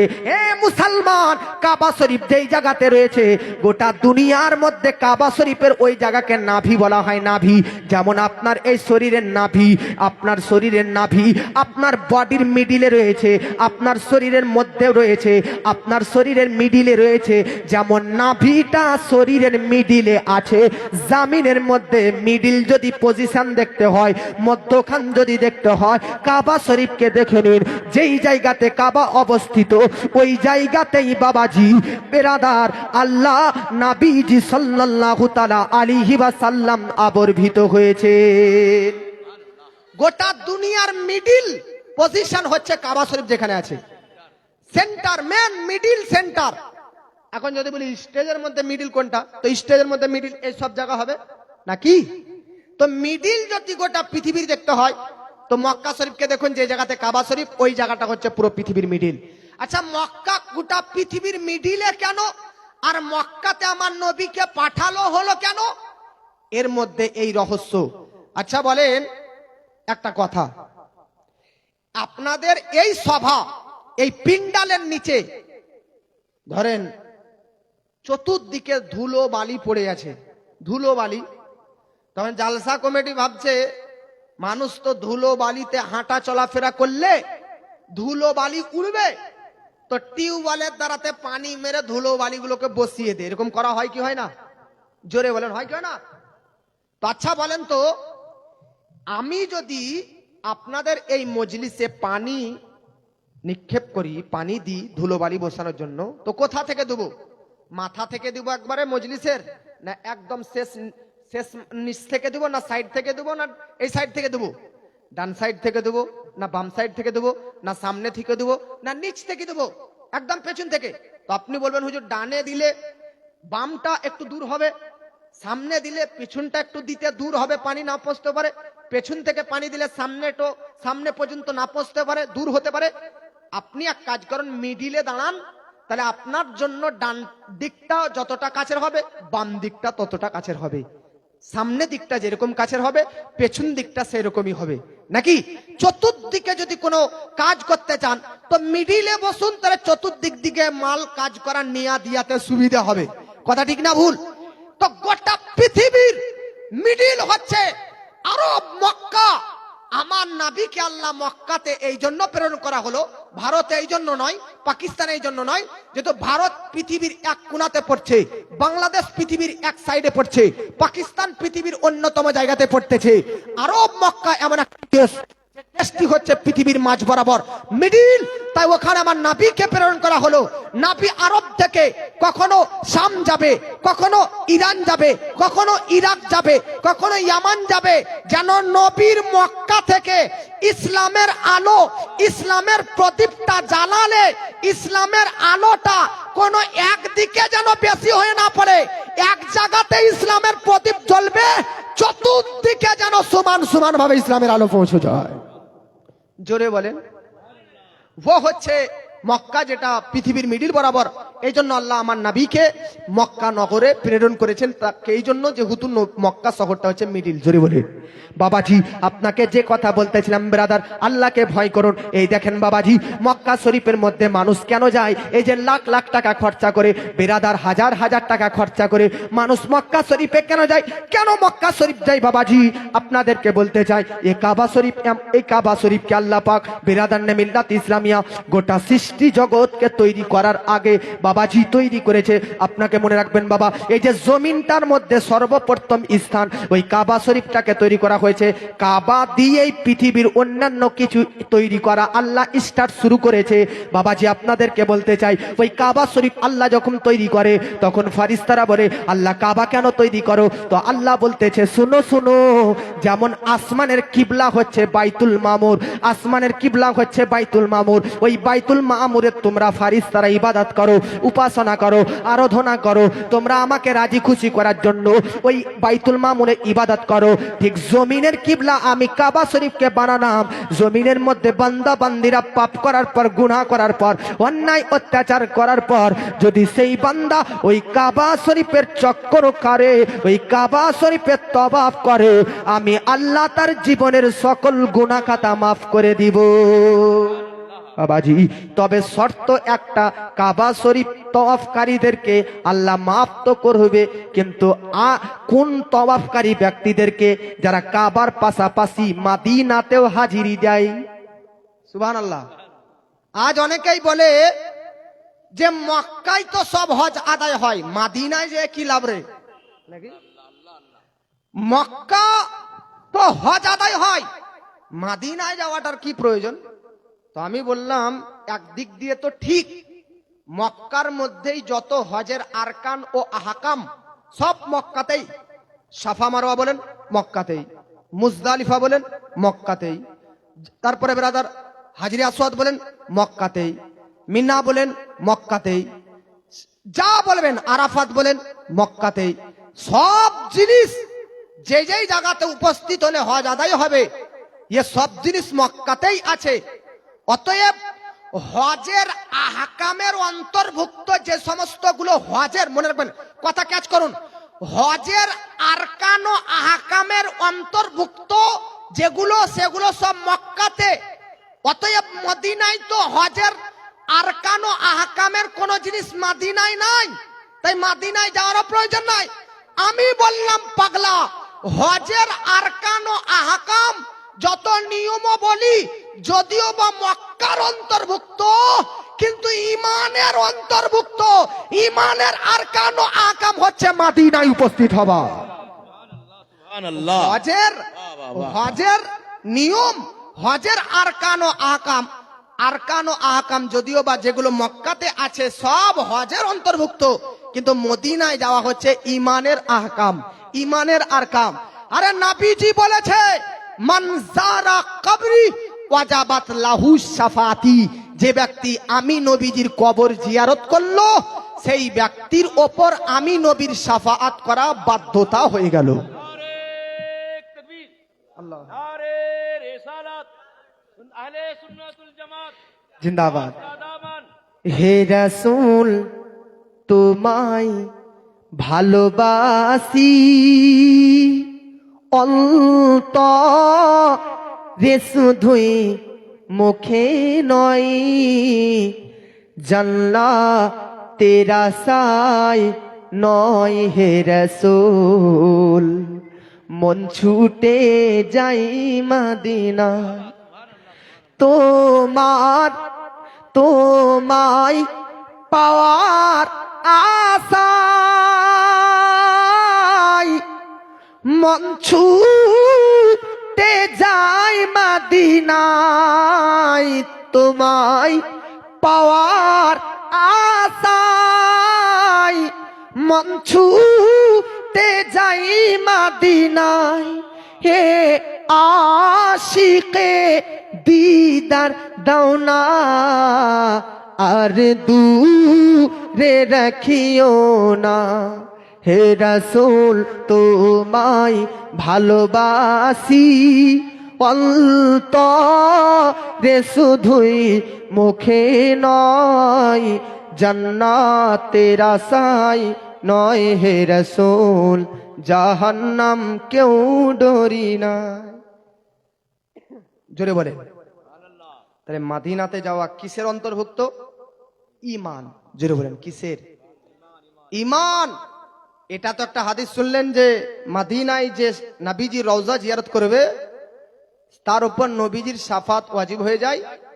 আর একটা হাদিস শুনেন নবীজি বলতেছে যে মক্কায় আসলো আর আমি নবীজির মদিনা কবর রওজায়ে আকদাস জিয়ারত করলো না, সে আমি নবীর প্রতি জুলুম ও অত্যাচার করলো। ভাই আরে মক্কাতে কাবা আছে, তো কাবারও কাবা মদিনাতে নবীজি আছে। আশিকে রসুল নবী প্রেমিকরা ছটপট করে কখন মক্কা থেকে হজের আরকাম ও আহকাম পূর্ণ করে মদিনাতে নবীর রওজায়ে আকদাসের মধ্যে হাজির হব। বহু আশিকে রসুল ছিলেন যারা রওজায়ে আনোয়ারে গিয়ে অন্তরস্থল হইতে সালাম দিয়েছে তো সালামের উত্তর পেয়েছে। বড় পীর সালাম দিয়েছে তো ডাইরেক্টলি সালামের উত্তর পেয়েছে। ইমামে আজম আবু হানিফা সালাম দিয়েছে তো সালামের উত্তর পেয়েছে। গরিব নওয়াজ সালাম দিয়েছে তো সালামের উত্তর পেয়েছে। বেরেলির ইমাম আহমদ রাজা খা আলা হযরত বলতেছে, ও সুবেলা লা লা জার ফিরতে কে, ও সুবেলা লা লা জার ফিরতে কে, लो सुवेला लाला जर फिरते थे, कोई क्यों पूछे तेरी बात रजा, तुझसे हजार शायदा फिरते थे। इमाम अहमद रजा खा তিনার তো মদিনার উপস্থিতি তো আলাদা। তিনি বলতেছে ইয়া রাসূলুল্লাহ, সর্বদা বলেছি তুমি জিন্দা, তুমি জিন্দা, তু জিন্দা হে আল্লাহ, তু জিন্দা হে আল্লাহ। পার্থক্য এতটুকুই যে আমার চোখের আড়ালে আছো ইয়া রাসূলুল্লাহ। আজ নিজের দিদার দিন ফেস টু ফেস ডাইরেক্টলি আলা হাজরাতের এই করুণ আবেদনার পর ইমাম আহমদ রাজা সরাসরি মদিনাতে আমার নবীজির সঙ্গে সাক্ষাৎ করেছে। জোরে বলেন। তো ইয়ে হচ্ছে আমার নবীজি, যিনারা আশিকে রসুল হয়, মদিনাতে যাওয়ার পর তিনারা বেরাদার নে মিল্লাত ইসলামিয়া আলাদা হয়ে যায়। আর আপনি বলতেছেন বড় বড় ইসলামিক জ্ঞানী তারা মদিনা ধুলো বালিকে নিজের মাথার মুকুট মনে করত, মদিনার বালুকে মাথার তাজ মনে করত। আর আপনি বলতেছেন সেই মদিনাতে যাওয়ার কিসের প্রয়োজন? বাবাজি আপনাকে বলতে চাই, আমরা মদিনার সঙ্গে এই জন্য মহাব্বত করি যেহেতু মদিনার সঙ্গে আমার নবীজির কন্ট্যাক্ট হয়েছে, যোগাযোগ নিসবত। এ বাবাজি, পৃথিবীর মধ্যে একজন ব্যক্তি, তিনার নাম ছিলেন বেরাদার হযরতে ইমাম মালিক বিন আনাস রাহমাতুল্লাহ আলাইহি। বাবাজি আপনারা জানেন হানাফি একটা মাযহাব, শাফিঈ একটা মাযহাব, মালিকি একটা মাযহাব, হাম্বলি একটা মাযহাব। এই যে মালিকি মাযহাব, চারটা মাযহাবই কিন্তু সত্য। আপনাকে বেরাদার এই যে মালিকি মাযহাব বেরাদার, এই মালিকি মাযহাবের যিনি ইমাম, তিনার নাম ইমাম মালিক বিন আনাস রাহমাতুল্লাহ আলাইহি। তিনার জন্ম হয়েছে 93 হিজরিতে, অর্থাৎ নবীজির ইন্তেকালে 83 বছর পর তিনার জন্ম। আর আমার নবীজির ইন্তেকালের 70 বছর পর আমাদের ইমাম ইমামে আজম আবু হানিফার জন্ম। ইমামে আজম আবু হানিফার জন্ম 80 হিজরিতে। হানাফি মাযহাবের ইমামের জন্ম, হানাফি মাযহাবের ইমামের পর ইমাম মালিক, মালিকি মাযহাবের ইমামের জন্ম 93 হিজরিতে। তারপরে বেরাদার শাফি মাযহাবের ইমাম, ইমাম শাফি মোহাম্মদ বিন ইদ্রিস, তিনার জন্ম 150 হিজরিতে। তারপরে হাম্বলি মাযহাবের ইমাম, ইমাম আহমদ বিন হাম্বলের জন্ম 164 হিজরিতে। বাবাজি আপনাকে যে কথা বলতেছিলাম, ইমাম মালিক বিন আনাস রাহমাতুল্লাহ আলাইহি মালিকি মাযহাবের ইমাম, ইমাম মালিক বিন আনাস রাহমাতুল্লাহ আলাইহি। এ বাবাজি আমাদের ইমাম হযরত শুনবেন, আমাদের ইমাম ইমামে আজম আবু হানিফা তিনি টোটাল 55 বার হজ করেছে। কতবার? 55 বার হজ করেছে ইমামে আজম আবু হানিফা, 55 বার। আলা হযরত জীবনে দুবার, একবার 23 বছর বয়সে, একবার 51 বছর বয়সে। ওগো বাবাজি আমাদের ইমাম ইমামে আজম আবু হানিফা তিনি 55 বার। ইমাম আহমদ বিন হাম্বলের জীবনী পড়লাম, তিনি জীবনে 5 বার হজ করেছে। তবে মালিকি মাযহাবের ইমাম, ইমাম মালিক বিন আনাস রাহমাতুল্লাহ আলাইহি, তিনার জন্ম হয়েছে, তিনার বাড়ি হচ্ছে মদিনাতে। আর একটা এই দিক দিয়েও শুনে নেন বাবাজি, ইমামে আজম আবু হানিফা তিনার জন্ম হচ্ছে কোথায় জানেন? কুফা শহরে। ইমাম মোহাম্মদ বিন ইদ্রিস, ইমাম শাফির জন্ম হচ্ছে ফিলিস্তিনে। ইমাম আহমদ বিন হাম্বলের জন্ম হচ্ছে বাগদাদ শহরে। আর ইমাম মালিকের জন্ম হচ্ছে মদিনা শরীফের মধ্যে। 4 ইমামের কত কে হজ করেছে, কোন সালে কে জন্মগ্রহণ করেছে, আর কোন জায়গাতে জন্মগ্রহণ করেছে, তিনটাই বললাম, শুধু মাইন্ডে সেট করুন।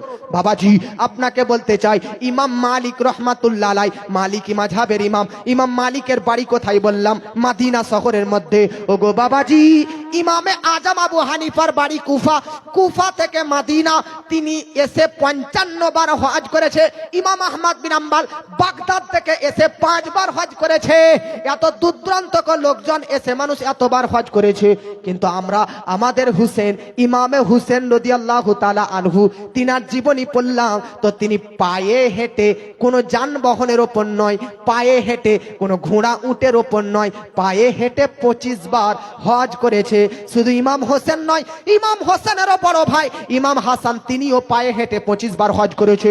বাবাজি আপনাকে বলতে চাই, ইমাম মালিক রহমাতুল্লাহ আলাইহি বিশ্ববিখ্যাত ইমাম, ইমাম মালিক রহমাতুল্লাহ আলাইহি, যিনার জন্ম 93 হিজরিতে, নবীজির ইন্তেকালে 83 বছর পর জন্ম।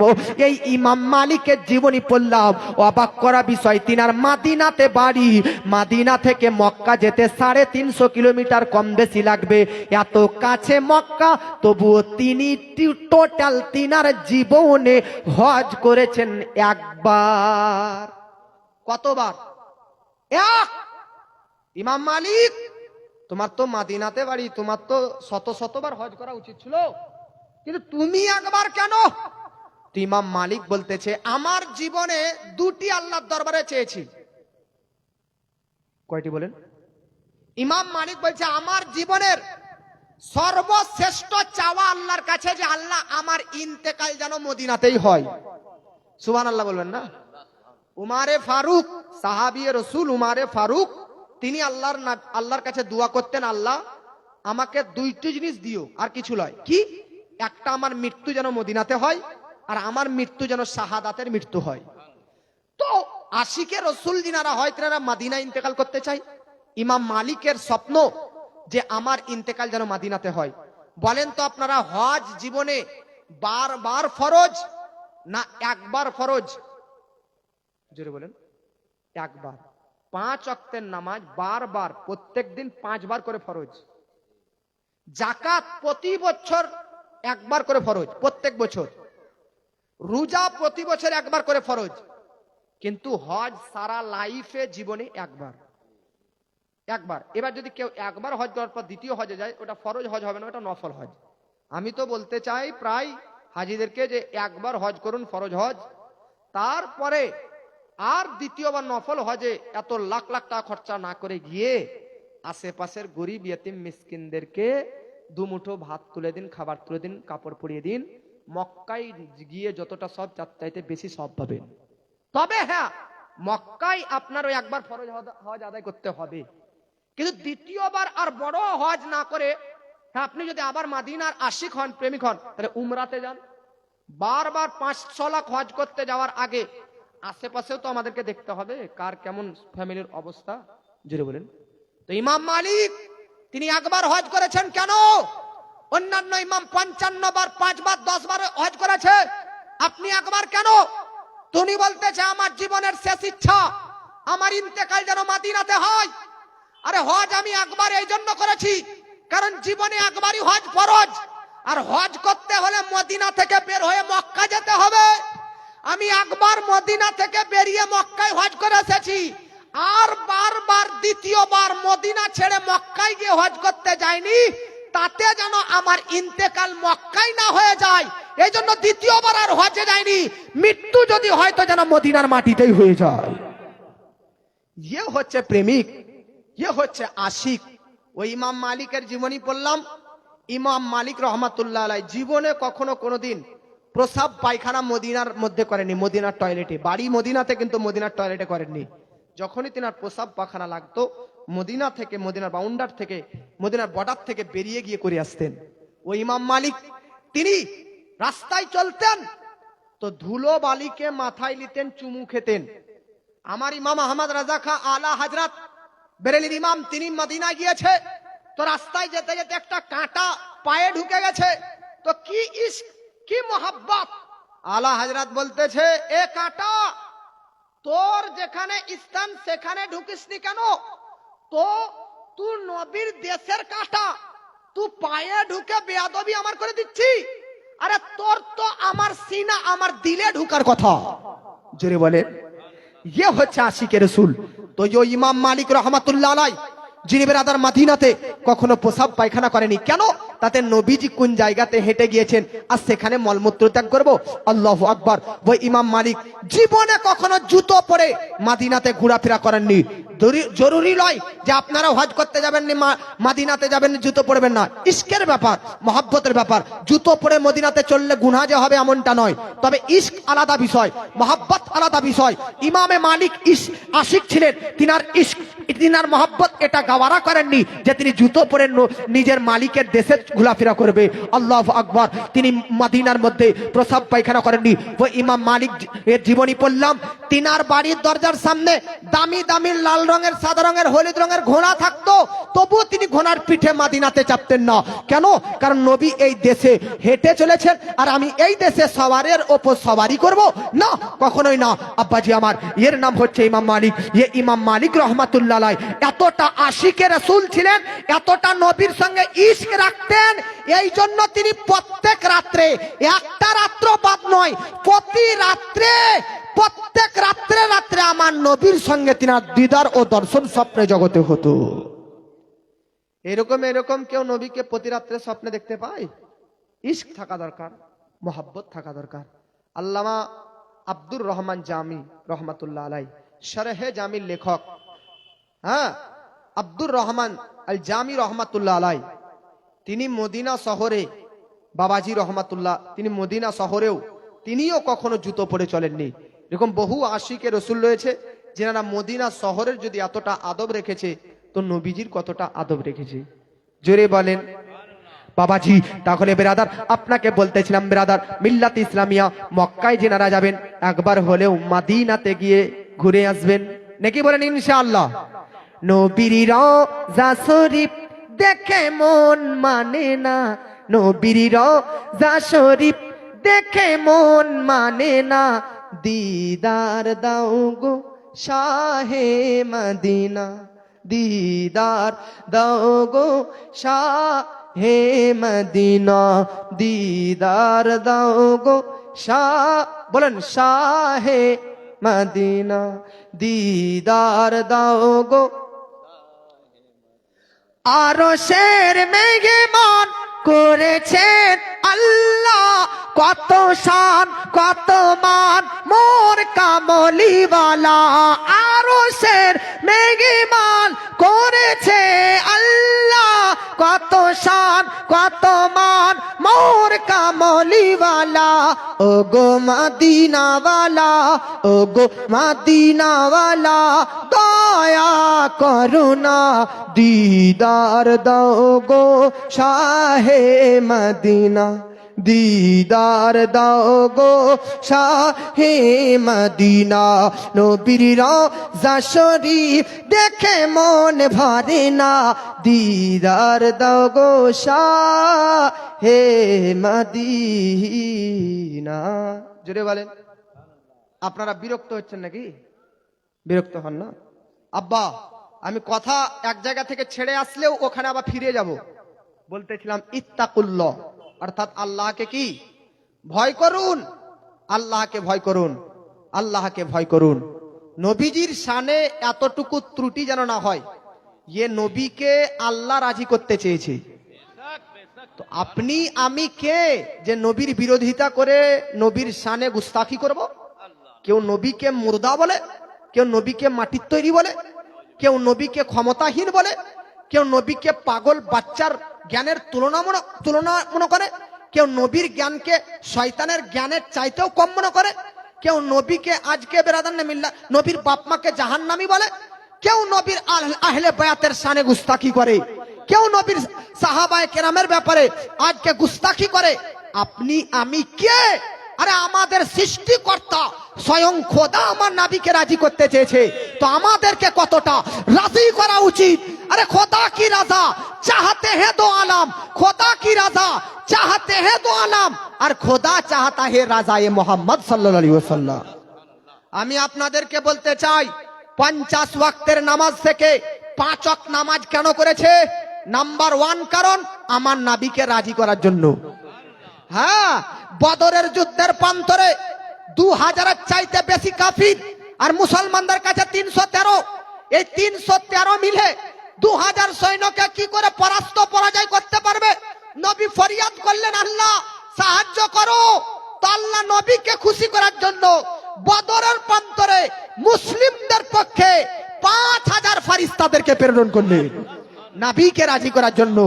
আপনাকে বলতে চাই, যখন হাসরের প্রান্তর উদযাপিত হবে, কিয়ামতের দিন হবে, সেই মহাক্ষণে, সেই প্রতিফল দিবসে, সেই প্রতিদান দিবসে, হাদিস শরীফের মধ্যে লিপিবদ্ধ রয়েছে, এই হাদিসটি ফতোয়ায়ে রাজবিয়ার মধ্যে লিপিবদ্ধ রয়েছে, ফতোয়ায়ে রাজবিয়াতে এটা লিপিবদ্ধ রয়েছে, কাল হাসরের ময়দানে আল্লাহ আদম থেকে পৃথিবীর শেষ পর্যন্ত সমস্ত মানব জাতিকে একত্রিত সমাবেত করার পর আল্লাহ বলবে, এ জগৎবাসী শুনো শুনো শুনো, তোমরা সবাই চেয়েছো আমি খোদাকে রাজি করতে, আর আমি চাইছি মুস্তাফাকে রাজি করতে।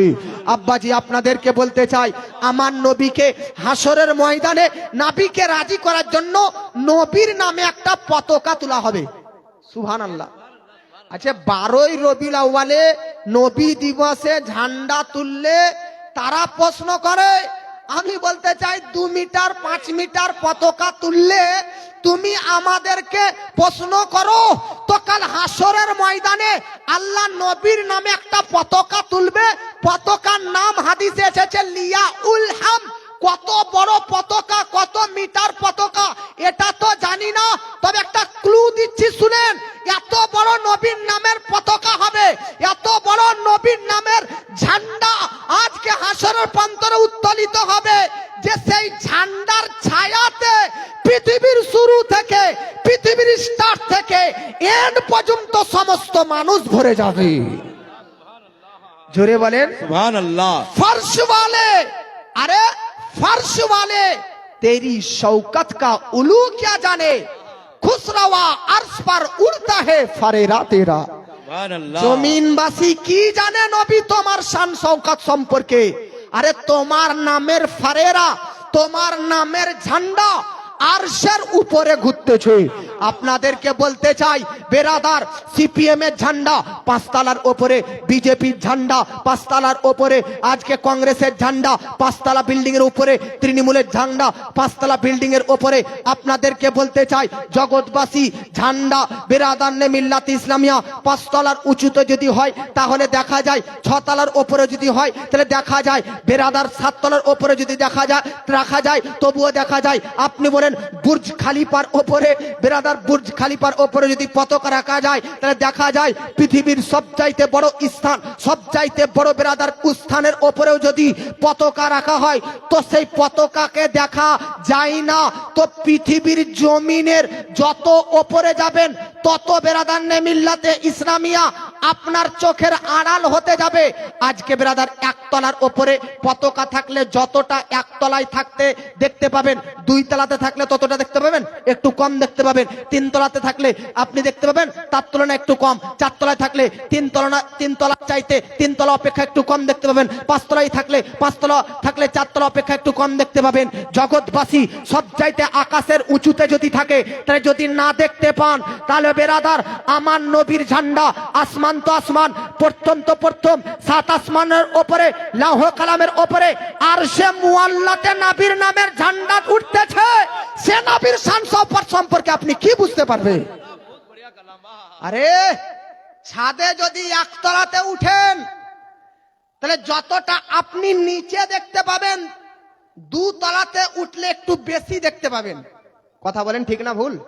1 তলা থেকে যতটা দেখা যাবে, 1 তলা থেকে একটা পাড়া দেখা যাবে, 2 তলা থেকে গ্রাম দেখা যাবে, 3 তলা থেকে আরেকটু গ্রামের মাঠঘাট দূরে দেখা যাবে, 5 তলা বিল্ডিং এর উপর থেকে গোটা থানাতে দেখা যাবে, 10 তলা বিল্ডিং এর উপরে গেলে একটা ডিস্ট্রিক্টে দেখা যাবে। কথা ঠিক না ভুল? যত উপরে উঠবেন তত দেখতে পাবেন। আরে মুস্তাফার নজরে তাহলে কি আর লুকায়িত থাকতে পারে, যিনি নামাকার উপরে গিয়ে সবকিছু দর্শন করেছে? ও মুস্তাফার নজর, ও মুস্তাফার মাজার আজ মদিনা যেতে আপনার দ্বিধাবোধ হচ্ছে। আপনাকে বলতে চাই বেরাদার, ये तो নবী, আল্লাহু আকবার। আপনাদেরকে বলতে চাই বেরাদার, নবীকে রাজি করতে চান, নবীকে খুশি করার চেষ্টা করুন। তার কারণ হচ্ছে নবীর সন্তুষ্ট মানে আল্লাহর সন্তুষ্ট, নবীকে খুশি করা মানে আল্লাহকে খুশি করা, নবীকে রাজি করা মানে আল্লাহকে রাজি করা। আজকে বেরাদার নবীর দিকে হিজরত করা মানে আল্লাহর দিকে হিজরত করা, নবীর সাথে আমানত করা মানে আল্লাহর সঙ্গে আমানত করা, নবীর সঙ্গে খিয়ানত করা মানে আল্লাহর সঙ্গে খিয়ানত করা। আল্লাহু আকবার। নবীর দেওয়া মানে আল্লাহর দেওয়া, নবীর নেওয়া মানে আল্লাহর নেওয়া, নবীর বলা মানে আল্লাহর বলা, নবীর শোনা মানে আল্লাহর শোনা, নবীর দেখা মানে আল্লাহর দেখা।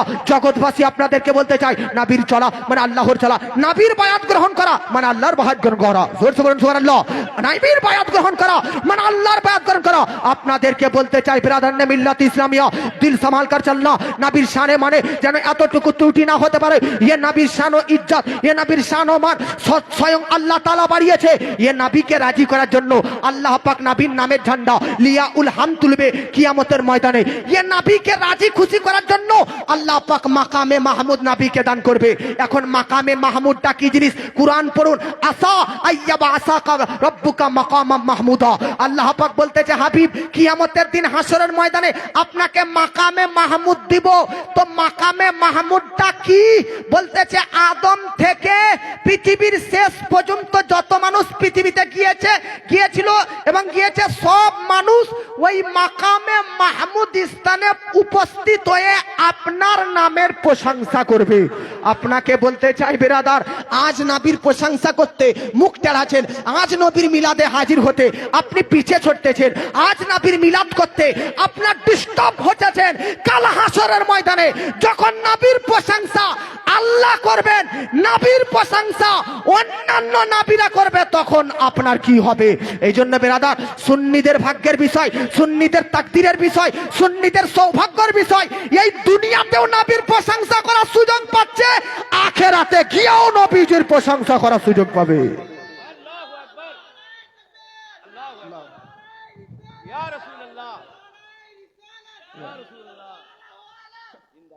माशाल्लाह माशाल्लाह माशाल्लाह, अपना मौला का प्यारा हमारा नबी, बाबा हमारा नबी, माशाल्लाह। बैठ जाइए बाबू, वाह, अल्लाह अकबर, या रसूलुल्लाह, जिंदाबाद जिंदाबाद। जाक যুবকের हौसला খুব সুন্দর জज्बा, আল্লাহ ইনা জज्बाকে সালামত রাখুক। পড়ুন আল্লাহুম্মা আমিন, আর বলুন আল্লাহুম্মা আমিন, আর বলুন আল্লাহুম্মা আমিন। বেরাদার, ये नबी तो नबी, ये नबी तो नबी। বেরাদার, এজন্য এই নবীর প্রতি আমাদের সম্মান প্রদর্শন করা উচিত কি উচিত না? ये নবীজির থুথু আবু বকর সিদ্দিকের বিষাক্ত জায়গায় লাগলে 20 দূর হয়ে যায়। ये নবীজির থুথু সাহাবী রাসূল আবু কাতাদার কেটে যাওয়া হাতে লেগে গেলে হাত কেটে যাওয়া দূর হয়ে যায়। আরে আজ হাত কেটে গায়, পা কেটে গেলে আমরা কি করি? ডক্টরের কাছে যাই। কেন? চিকিৎসা করার জন্য, ব্যান্ডেজ লাগানোর জন্য, মলম লাগানোর জন্য, সেলাই করার জন্য। সাহাবীদের যুগে, নবীর যুগে যুদ্ধক্ষেত্রে ক্ষত বিক্ষত হয়ে যেত তো ডক্টরখানায় চিকিৎসালয়ে না গিয়ে নবীর দরবারে আসতো, নবীর থুথু লাগিয়ে দিত, তো মলম আর ব্যান্ডেজের চাইতে বেশি কাজ করত। ও নবীজির থুথু আজ তিতো পানিতে পড়লে মিষ্টি হয়ে যেত। ও নবীজির থুথু বড় পীর 51 বছর বয়স, তবুও ওয়াজ করেন না। তো ও নবীজিকে স্বপ্নে আল্লাহ ও নবীজি বড় পীরকে স্বপ্নে দিচ্ছেন যে আব্দুল কাদের বেটা তুমি ওয়াজ কেন করো না? তো আব্দুল কাদের বলতেছে আমি আন আরাবিয়ান ব্যক্তি, আরবের ব্যক্তি নয়, আর আমি এই বাগদাদে মানুষের সামনে, এত আরবি শিক্ষিত মানুষের সামনে কিভাবে আরবি ভাষাতে ওয়াজ করতে পারি? তো আব্দুল কাদেরকে বলতেছে বেটা টেনশন কিসের, করিব আও, কাছে আও। তো আমার নবীজি আব্দুল কাদেরের মুখে নিজের থুথু বার করে করে 7 বার ভরে দিয়েছে, রাত্রে ভরেছে, সকাল বেলাতে ওয়াজ করতে শুরু করেছে। এক ওয়াজে 400 ইহুদি মুসলমান হয়ে গেছে। वो गौसे पाक বড় পীর আব্দুল কাদের জিলানী নবীর থুথুর বরকতে তিনার বক্তব্যের আওয়াজ লাখ লাখ মজমাতে হতো। তো তৎক্ষণাৎ যুগে তো সাউন্ড থাকতো না, মাইক থাকতো না, তিনার বেরাদার খালি গলার আওয়াজ লাখ মাজমার সামনেকার ব্যক্তি যেরকম শুনতে পেত, পেছনকার ব্যক্তি সেরকম শুনতে পেত। আপনাকে বলতে চাই, ये নবীজির থুথুর বরকত বেরাদার, ये নবীজির থুথুর বরকত। নবীজির ঘাম থেকে খুশবু পাওয়া যায়, নবীজির ঘাম থেকে খুশবু ছড়ায়। সাহাবীরা নবীজির ঘামকে নিয়ে শিশিতে ভরে নিয়ে যেতেন, কৌটোতে ভরে নিয়ে যেতেন। কেন? আজকে বেরাদার আপনারা বিয়ের টাইমে যে কোনো প্রোগ্রামে, অনুষ্ঠানে আতর ব্যবহার করেন, পারফিউম ব্যবহার করেন। নবীজির যুগে পারফিউমের ন্যায়, আতরের ন্যায় নবীজির ঘামকে ব্যবহার করা হতো। আপনাকে বলতে চাই, ये নবী তো নবী, যে নবীর হাতের বরকত, ये নবীজি হাত তুলে কারোর জন্য দোয়া করতেন তো ওই ব্যক্তির পক্ষে দোয়া কবুল হয়ে যেত। ये নবীজি কারো হাত মাথায় হাত বুলিয়ে দিতেন তো সারা জীবনের জন্য তার মাথা থেকে ব্যথা দূর হয়ে যেত। ये নবীজি কোনো ব্যক্তির মাথার উপর হাত বুলিয়ে দিতেন তো সারা জীবন তার মাথার চুল আর পাকতো না। ये নবীজির হাত এমন হাত, ये নবীজির হাত যদি কারো সিনাতে পড়তো তো ইয়ে সিনা রব্দালা দিদার পর্যন্ত করে নিত। ये নবীজি তো সে নবী যে নবীজি সাল্লাল্লাহু আলাইহি ওয়াসাল্লামের হাত আল্লাহ নিজের হাত বলেছে। আপনাকে বলতে চাই জগৎবাসী, ये নবী হচ্ছে সে নবী যে নবী মুস্তাফা পা, যে নবী মুস্তাফার পা যখন মক্কা নগরে পড়েছে তো আল্লাহ কুরআন বলতেছে লা উকসিমু বিহাযাল বালাদ, ये নবী মুস্তাফার চেহারা আল্লাহ কুরআনে বলতেছে ওয়াদুহা ওয়াল লাইলি ইযা সাজা। ये নবী মুস্তাফা আজকে বেরাদার সফর সুবহানাল্লাযী আসরা বিআবদিহি লাইলাম মিনাল মাসজিদিল হারাম ইলাল মাসজিদিল আকসা হয়ে গেছে। আল্লাহু আকবার। ये নবীজির জ্ঞান তো আল্লাহ কুরআনে বলতেছে আর রহমান আল্লামাল কুরআন। ये নবীজির মাইন্ড তো আল্লাহ কোরআনে বলতেছে ওয়ামা ইয়ানতিকু আনিল হাওয়া ইন হুয়া ইল্লা ওয়াহয়ু ইউহা। নবীজির হাত তুলনাহীন, নবীজির পা বেমিসাল, নবীজির চোখ বেমিসাল, নবীজির দৃষ্টি বেমিসাল, নবীজির দিমাগ বেমিসাল, নবীজির জবান বেমিসাল, নবীজির ঘাম বেমিসাল, নবীজির আজকে আপাত মস্তক বেমিসাল। কোন দিক দিয়ে কেউ নবীজির তুলনায় হতে পারে না, কোন দিক দিয়ে কেউ নবীর মতন হতে পারে না। এই জন্য বেরেলির ইমাম ইশক মোহাম্মদ আলা হযরত লিখতেছে লাম ইয়াতি নাযিরুকা ফি নাযারিন মিসলে তো নাফসুদ पैदा जाना जगे राज को ताज तू रे सरसो है तुझको सके दूसरा जाना अल बहरु वाला वल मौजू तगा मन बेकस तूफा होश रे बा मझधार में हूँ बिगड़ी है हवा मोरी नैया पार लगा जाना।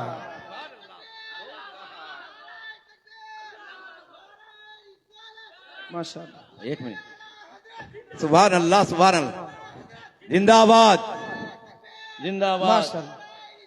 या रसूल अल्लाह। इस्माइल रजा नूरी साहब, इतना जज्बा है तो एक नात पढ़ा दिया, बहुत बढ़िया मजबा है। एक नात पढ़वा एक तो नात अच्छे से कस के पढ़िए ताकि लोगों को। अच्छा, आप लोग हिंदी सुनेंगे या बांग्ला? लगाइए, बांग्ला लगाइए। उर्दू सुनेंगे या बांग्ला?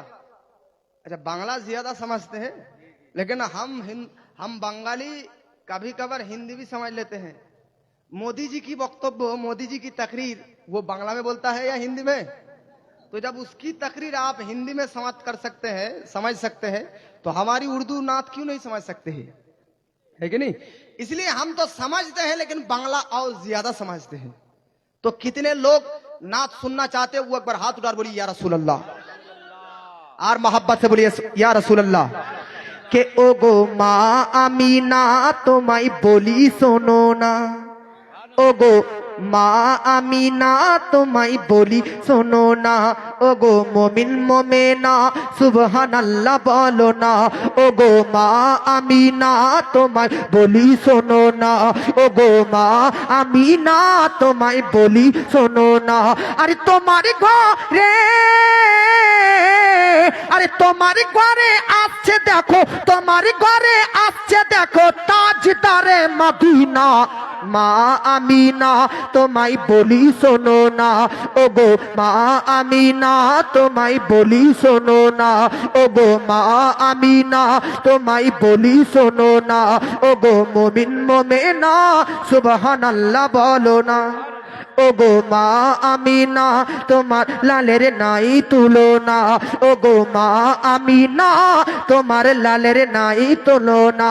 আর তোমার ঘরে আসছে দেখো, তোমার ঘরে আসছে দেখো, তোমার ঘরে আসছে দেখো তাজদারে মদিনা মা আমিনা তোমায় বলি শোনো না, ও গো মা আমিনা তোমায় বলি শোনো না।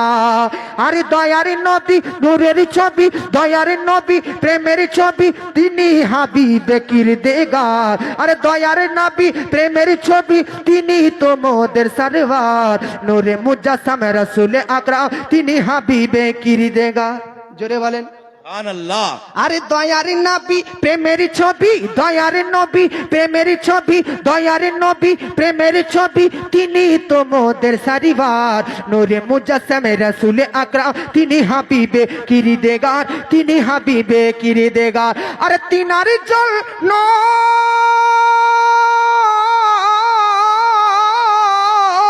আরে তিনার জন্য হয়েছে দেখো, তিনার জন্য হয়েছে দেখো, তিনার জন্য হয়েছে দেখো পাগল সারা জামানা।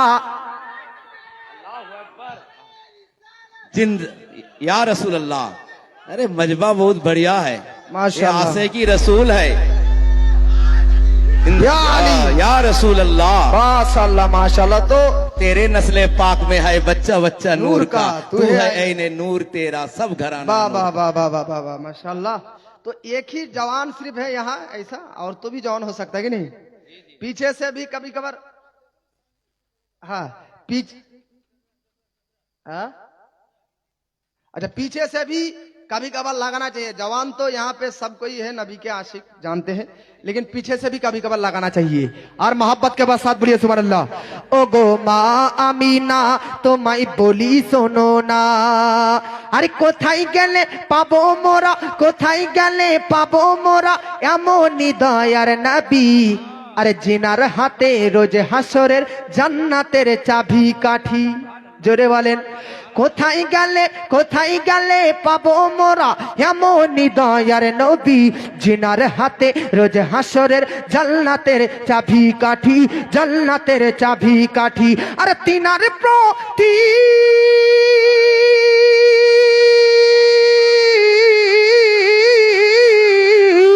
তিনার প্রতি লুটাই মোরা, তিনার প্রতি লুটাই মোরা, তিনার প্রতি লুটাই মোরা আশিকেরি খাজানা।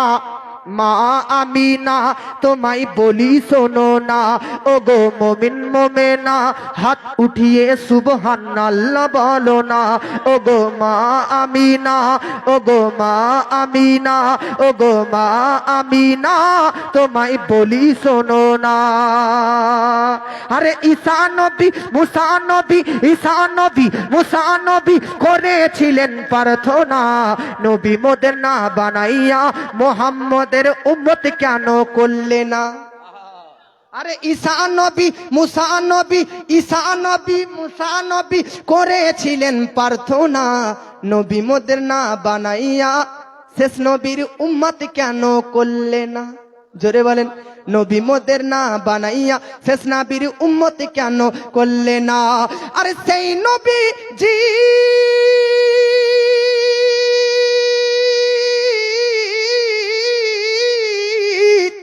সেই নবীজির উম্মত মোরা, সেই নবীজির উম্মত মোরা, জান্নাত মোদের ঠিকানা।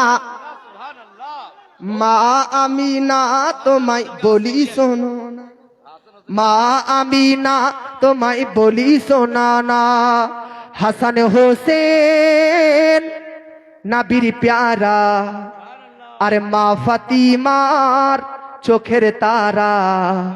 হাসান হোসেন, মা ফাতিমা জান্নাতি বুলবুল, এদের গুণগান করে গেছেন মুহাম্মাদি রাসূল।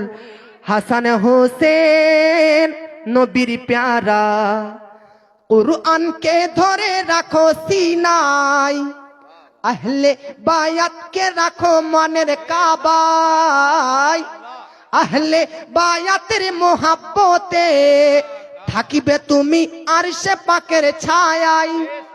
মানলে আহলে বায়াত পাবে শাফাআত, মানলে আহলে বায়াত পাবে শাফাআত, মানলে আহলে বায়াত পাবে শাফাআত, জান্নাতি হবে ওগো তারা।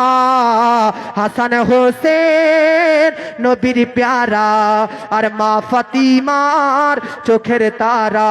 হাসান হোসেন, মা ফাতিমা জান্নাতি বুলবুল, এদের গুণগান করে গেছেন মুহাম্মাদি রাসূল। হাসান হোসেন নবীর প্যারা, সাজদাতে নবীজি গেলে পিঠেতে হুসেন চাপে। জোরে বলেন, সাজদাতে নবীজি গেলে পিঠেতে কাঁধেতে হুসেন চাপে। নামাজ না ভাঙিয়া নবীজি সাজদাকে লম্বা করে। জোরে বলেন, বাবা जिंदाबाद जिंदाबाद, या अली मुश्किल कोसा अहले सुन्नतुल जमात जिंदाबाद। माशाल्लाह, अरे मौलाना। मोहब्बत বলেন সুবহানাল্লাহ বলেন। সাজদাতে সাজদাতে গেলে নবী পিঠেতে চাপে হুসেন। নামাজ না ভাঙিয়া নবী সাজদাকে লম্বা করে। জোরে বলেন, জান্নাতি যুবকদের, জান্নাতি যুবকদের সরদার যিনি হলেন, জান্নাতি যুবকদের সরদার যিনি হলেন, জান্নাতের যুবকদের সরদার যিনি হলেন, আর বানাইলেন নূর নবী, বানাইলেন নূর নবীজি। হাসান হোসেন নবীর প্যারা, আর মা ফাতিমার চোখের তারা। হাসান হোসেন নবীর প্যারা। শুক্রিয়া মাশাআল্লাহ। হাসান হোসেন নবীর প্যারা, মা ফাতিমার নয়ন তারা। হাসান হোসেন মা ফাতিমা জান্নাতি বুলবুল, এদের গুণগান করে গেছেন মুহাম্মাদি রাসূল। হাসান হোসেন নবীর প্যারা, জোরে বলেন बिरादर। यहाँ लोग अहले बैत का, अच्छा माशाल्लाह, यहाँ अहले बैत का भरपूर मानने वाले हैं। हम कौन होते हैं अहले बैत के खिलाफ बोलने वाले? खुद खुदा अहले बैत के शान में कुरान में आयत नाजिल फरमाया है। अल्लाह ताला कुरानेर मध्य बोलेছে इन्नामा युरिदुल्लाह लियुज़हिबा अनकुमुर रिज्जा अहलाल बैति वा युत्ताहिरुकुम तातहीरा। अरे अहले बैत के नापाक যারা বলবে তারা শুনেন, ওয়া আহলে বায়াত কে তাতহির স্বয়ং আল্লাহ তাআলা পাক করেছে। যে আল্লাহ তাআলা আহলে বায়াতকে পাপ করেছে, পাক করেছে, সে আহলে বায়াতের বংশধর আজকে আপনারা স্টেজে দেখতে পাবেন বিরাদার। তো বিরাদার আপনাদেরকে বলতে চাই বিরাদার, वो আহলে বায়াত কার নাম, ये वो আহলে বায়াত है যে আহলে বায়াতকে নবীজি নিজের কালি কামলি ওয়ালা চাদরের নিচে রেখে দোয়া করেছেন। ये আহলে বায়াত है, ये আহলে বায়াতের মধ্যে ये মা ফাতেমা है, ये আহলে বায়াতের মধ্যে মা ফাতেমা আছেন। ये वो মা ফাতেমা, ये মা ফাতেমা কিয়ামতের দিন হাসরের প্রান্তরে যখন মা ফাতেমার আগমন ঘটবে, তো হাদিস শরীফের মধ্যে লিপিবদ্ধ রয়েছে, আল্লাহ বলবে গোটা হাসরবাসীকে কিয়ামতের দিন যে তোমরা তোমাদের নজরকে নিচু রাখো, তার কারণ মা ফাতেমা আসতেছে। মা ফাতেমা সবুজ রঙের দুটি চাদর, সবুজ রঙের দুটি চাদরের ওপর মুড়া দিয়ে ঢাকা দিয়ে গোটা হাসরের ময়দানে সকল মানুষের সম্মুখে থেকে পার হয়ে জান্নাতের মধ্যে প্রবেশ করে যাবে। ইয়ে হচ্ছে মা ফাতেমা। আপনাদেরকে বলতে চাই, মা ফাতেমার মতন আপনারা নারী হতে হবে মা বোন। যেন মা ফাতেমা এমন পর্দাশীল ছিলেন, মা ফাতেমা এমন ভক্তিপূর্ণ নারী ছিলেন, মা ফাতেমা এমন নিজে পর্দা মেনটেন করেছে যে হাসরের প্রান্তরে আল্লাহ তিনার পর্দা মেনটেন করবে। আজ ইয়ে মা বোনেরা রাস্তায় চলতে ফিরতে মাথার কাপড় নামিয়ে রাখে, ইয়ে মা বোনরা রাস্তায় চলতে ফিরতে আজকে মেকআপ করে চলে, ইয়ে মা বোনরা নিজের আজকে পিঠকে পরপুরুষকে দর্শন করায়, ইয়ে মা বোনরা নিজের পেটকে আজকে লোকজনকে দেখাশোনা করায়। আপনাদেরকে বলতে চাই, যখন দুনিয়াতে আপনি নিজের শরীরকে ঢাকলেন না, যখন দুনিয়াতে আপনি নিজের প্রতি পর্দা মেনটেন করলেন না, তো হাসরের ময়দানে পর্দা আল্লাহ আপনার মেনটেন করবে কিভাবে? তখন হাসরের প্রান্তরে ও আপনাকে পর্দা রাখবে কিভাবে? যে দুনিয়াতে নিজেকে পর্দা করে রাখবে, কিয়ামতের দিন আল্লাহ তাকে পর্দা করে জান্নাতে প্রবেশ করাবে। কথা বলেন ঠিক না ভুল? আর মহাব্বতে বলেন, আর মহাব্বতে বলেন। এই জন্য মা বোন যিনারা জালসা শুনতে এসেছেন, তিনাদেরকে বলবো আজ তওবা করুন আর কাল থেকে পর্দার সহিত চলুন। পর্দা বলতে বোরখা পড়া নয়। পর্দা মানে জি শুধু বোরখা পড়া, বোরখা পরেও মেয়েরা পার্কে যেছে গো। এখন তো বোরখাটা ফ্যাশন, বোরখা ফ্যাশন। বয়ফ্রেন্ডকে দেখা করতে হবে তো বোরখা পরে যাচ্ছে কেন? তাতে গ্রামের মানুষ যদি চিনতে পেরে যায়। তো ভেবে রেখেছেন মুসলমান ঘরের মেয়ে হয়ে ইসলামের নামে কলঙ্ক হতেছে। বোরখাকে কেন্দ্র করে বলি আপনাদেরকে, একজন আমাদের গ্রামের পাশে একটা বোরখার দোকান আছে। তো দোকানদারকে একটা মহিলা বলতেছে, এমন বোরখা দেন যেন আমাকে হেভি লাগে, সুন্দর লাগে। ভাই আপনারা বলেন, বোরখা পরার উদ্দেশ্য হচ্ছে মহিলার সৌন্দর্য ঢাকা, মহিলার সৌন্দর্য যেন কেউ না দেখতে পায়। আর আপনি বলতেছেন এমন বোরখা দেন যেন সৌন্দর্য প্রকাশ হয়। একে কি পর্দা বলে না জর্দা বলে? জোরে বলেন। এই জন্য পর্দার মানে হচ্ছে আপনার সৌন্দর্য ঢেকে থাকবে, পর্দার মানে হচ্ছে আপনার রূপ আকৃতি ঢাকা থাকবে। আচ্ছা, মা বোনদেরকে দেখা যায় বোরখা পরে টাইট ফিটিং না, আপনার শরীর থেকে বেরাদারনে মিল্লাত ইসলামিয়া মা বোন আপনার বোরখা বড় হবে, আপনার শরীর থেকে বোরখা ঢিলামো হবে। আজ এমন এমন বোরখা বর্তমান যুগের মুসলমান ঘরে মেয়েরা পড়তেছে যাদের শরীরের অঙ্গ প্রত্যঙ্গ বোঝা যাচ্ছে। কিন্তু না, পর্দা করুন, বোরখা পরিধান করুন, তবে বোরখার লিহাজ রাখুন, বোরখা ঢিলামো ফেরেন। আজ বর্তমান যুগে মহিলারা পর্দার নামে, বোরখার নামে আজকে বিভিন্ন জায়গাতে বোরখার বাহানা দিয়ে পাপের কাজ লুকিয়ে লুকিয়ে করতেছে। এইরকম করবেন না।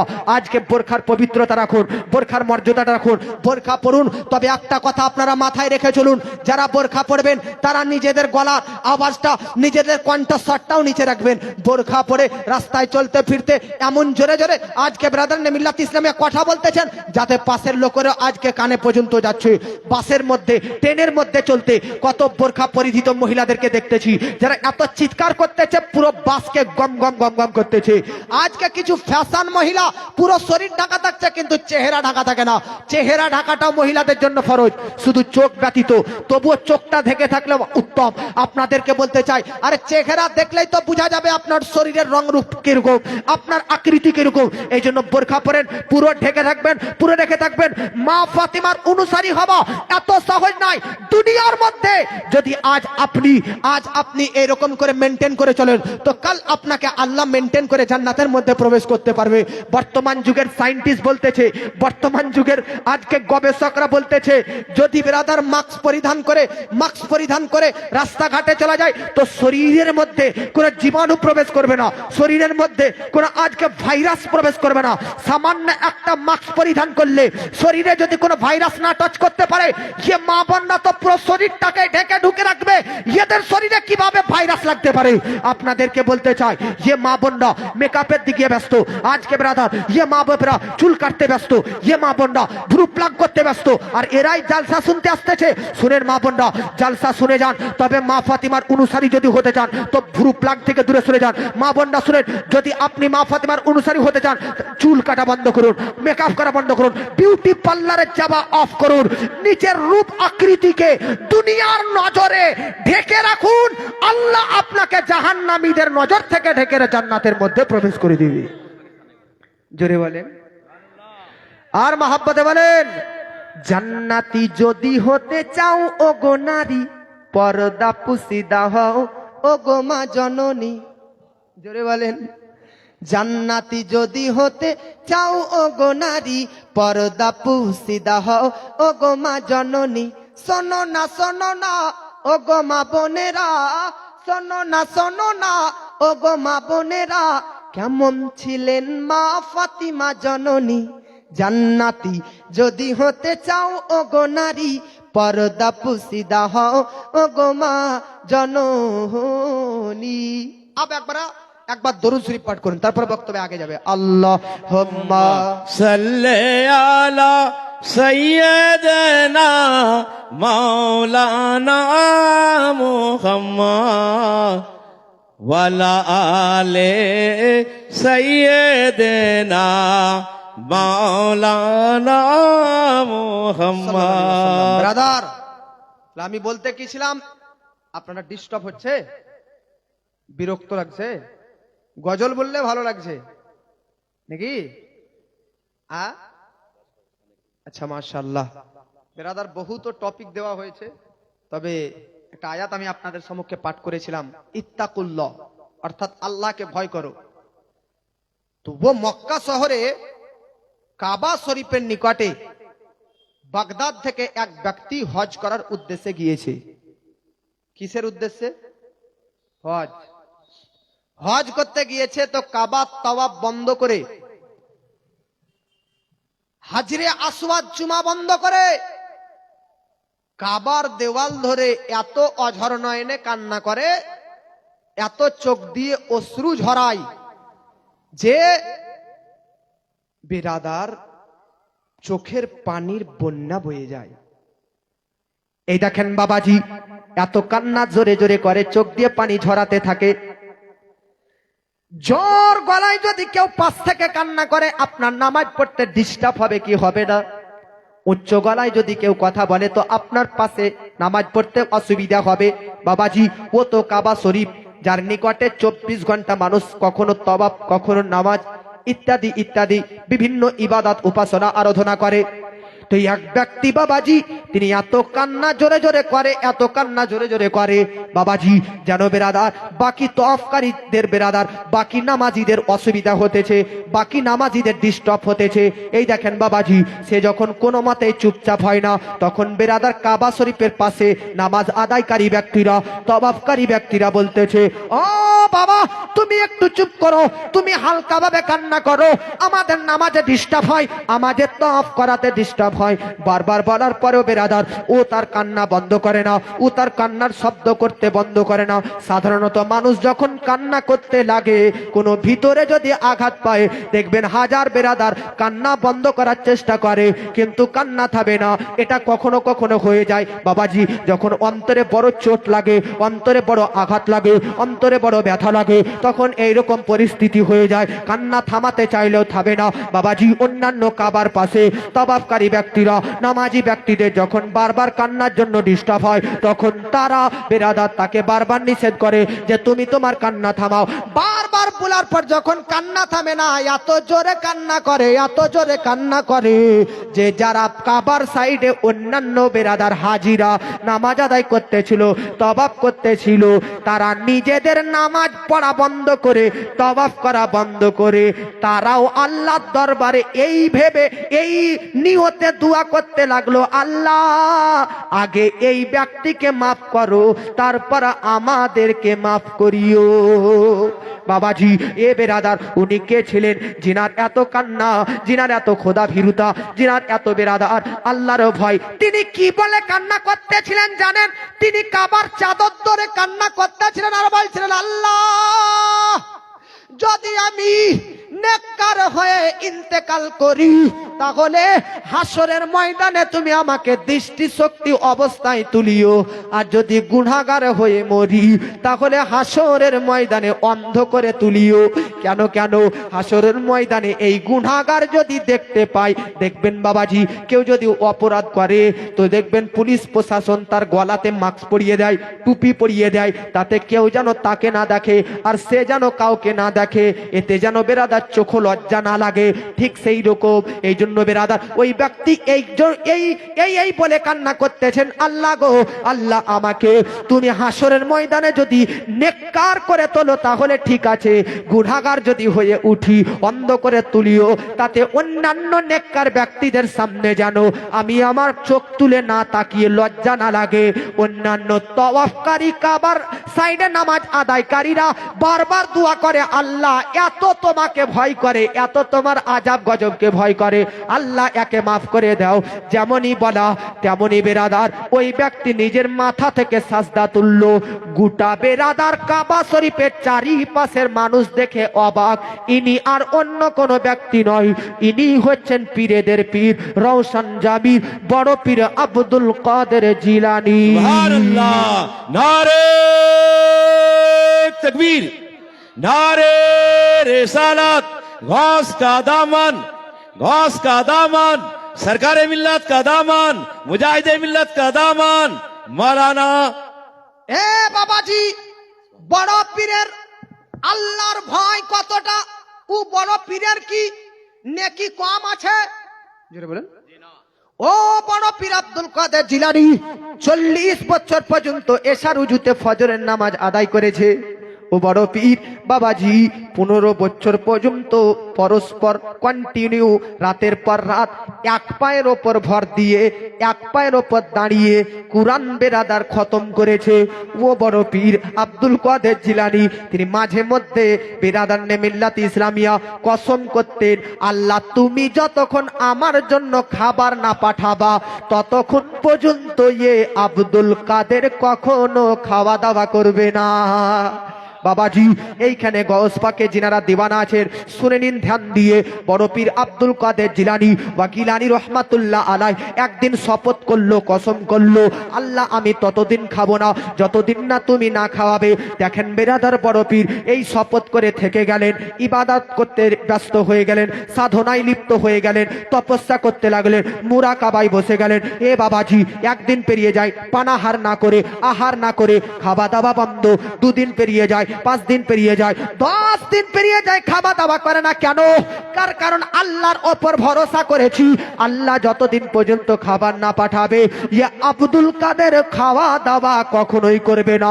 বাবাজি 10 দিন পেরিয়ে যায়, 15 দিন পেরিয়ে যায়, লাগাতার 40 দিন যেমন পার হয়ে যায়, আল্লাহ পাক রব্বুল আলামিন বিশ্বের মানচিত্রে এক বড় মহান ব্যক্তিত্বের অধিকারী, তিনার নাম হচ্ছে শেখ আবু সাইদ মাখজুম মাকজুমি রহমাতুল্লাহ আলাই তিনাকে বললেন, যাও যাও বাগদাদ শহরের অমুক জায়গাতে আমার অমুক এক খাস বান্দা আছে যে প্রতিজ্ঞা করেছে, তার জন্য আমি যতক্ষণ না খাবার না পাঠাবো সে ততক্ষণ পর্যন্ত কোনো খাবার ভক্ষণ করবে না।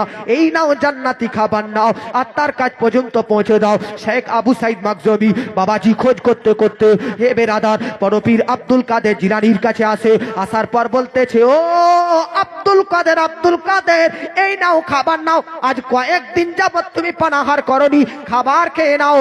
তোমার পেট পিঠের দিকে ঢুকে গেছে, পিঠ পেটের দিকে চলে এসেছে, তোমার রক্ত কমে গেছে, তোমার হাড় গুড় সব শুকনো হয়ে গেছে, মাংস সব ঢুকে গেছে। 40 দিন পানাহার না করে এই নাও খাবার নয়।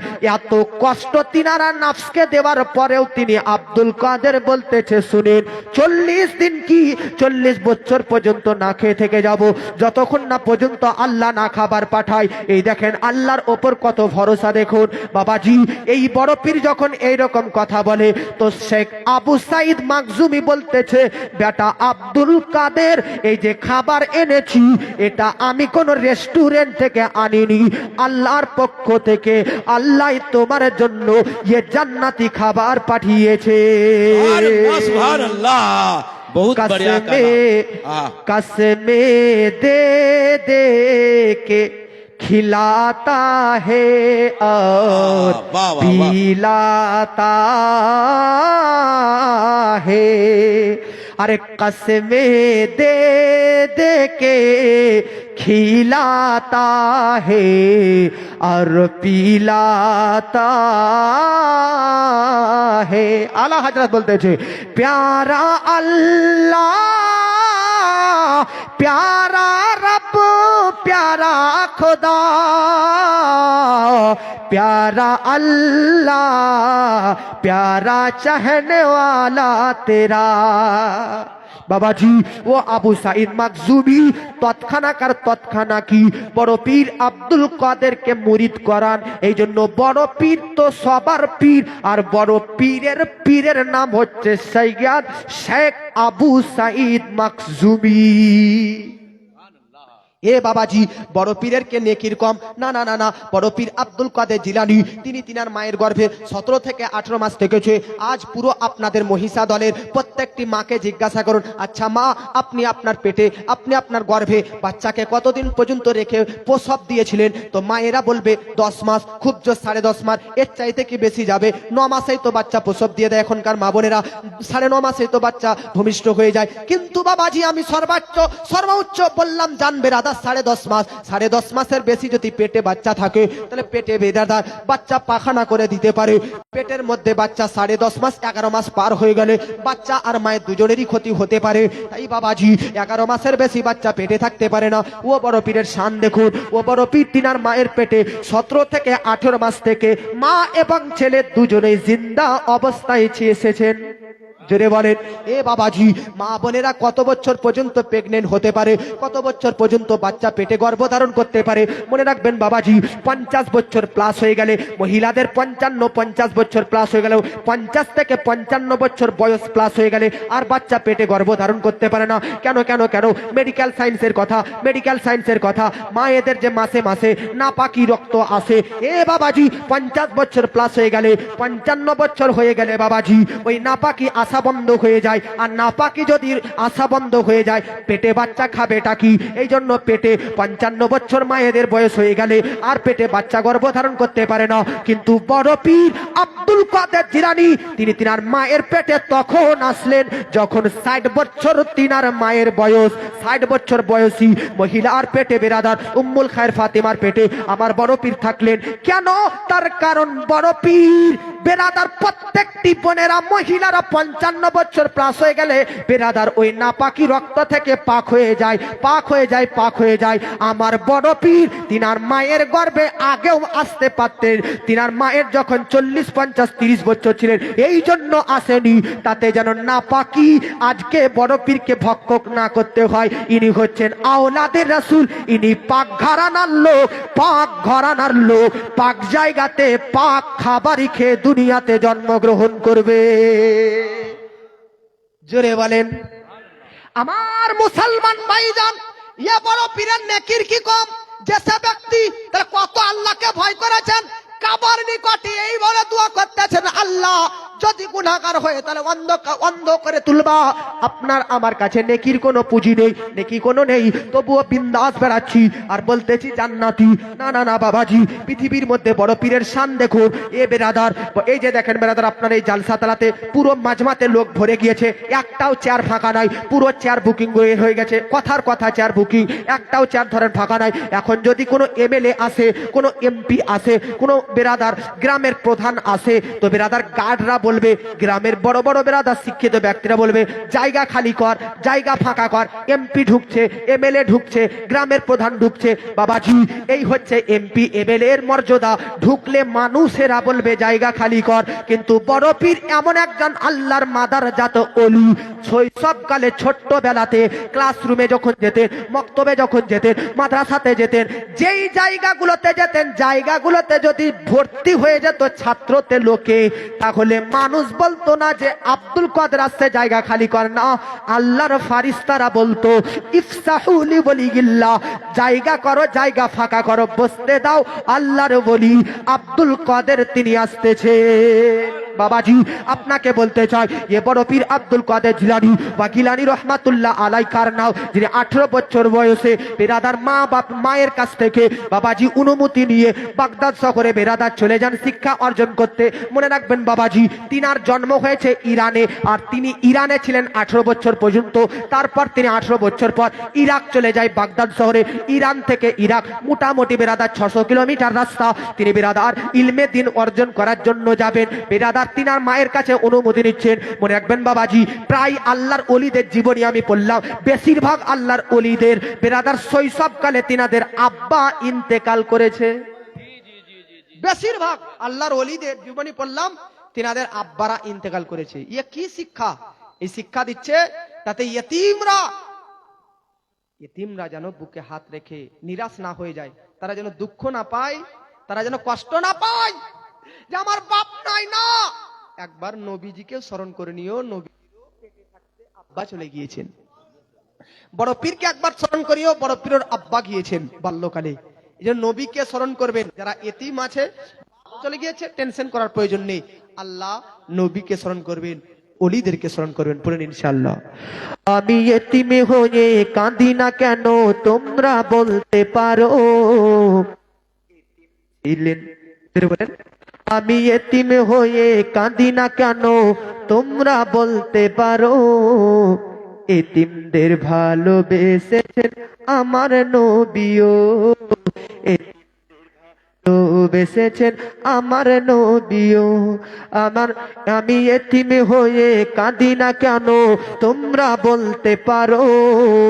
এতিমদের মাথায় হাত বুলিয়েছেন আমার নবীও। জোরে বলেন, নেই যে বাবা মা, নেই যে বাড়ি ঘর, আমার মতো কপাল পোড়া নেই যে ভাবে আর। নেই যে বাবা মা, নেই যে বাড়ি ঘর, আমার মতো কপাল পোড়া নেই তো ভাবে আর।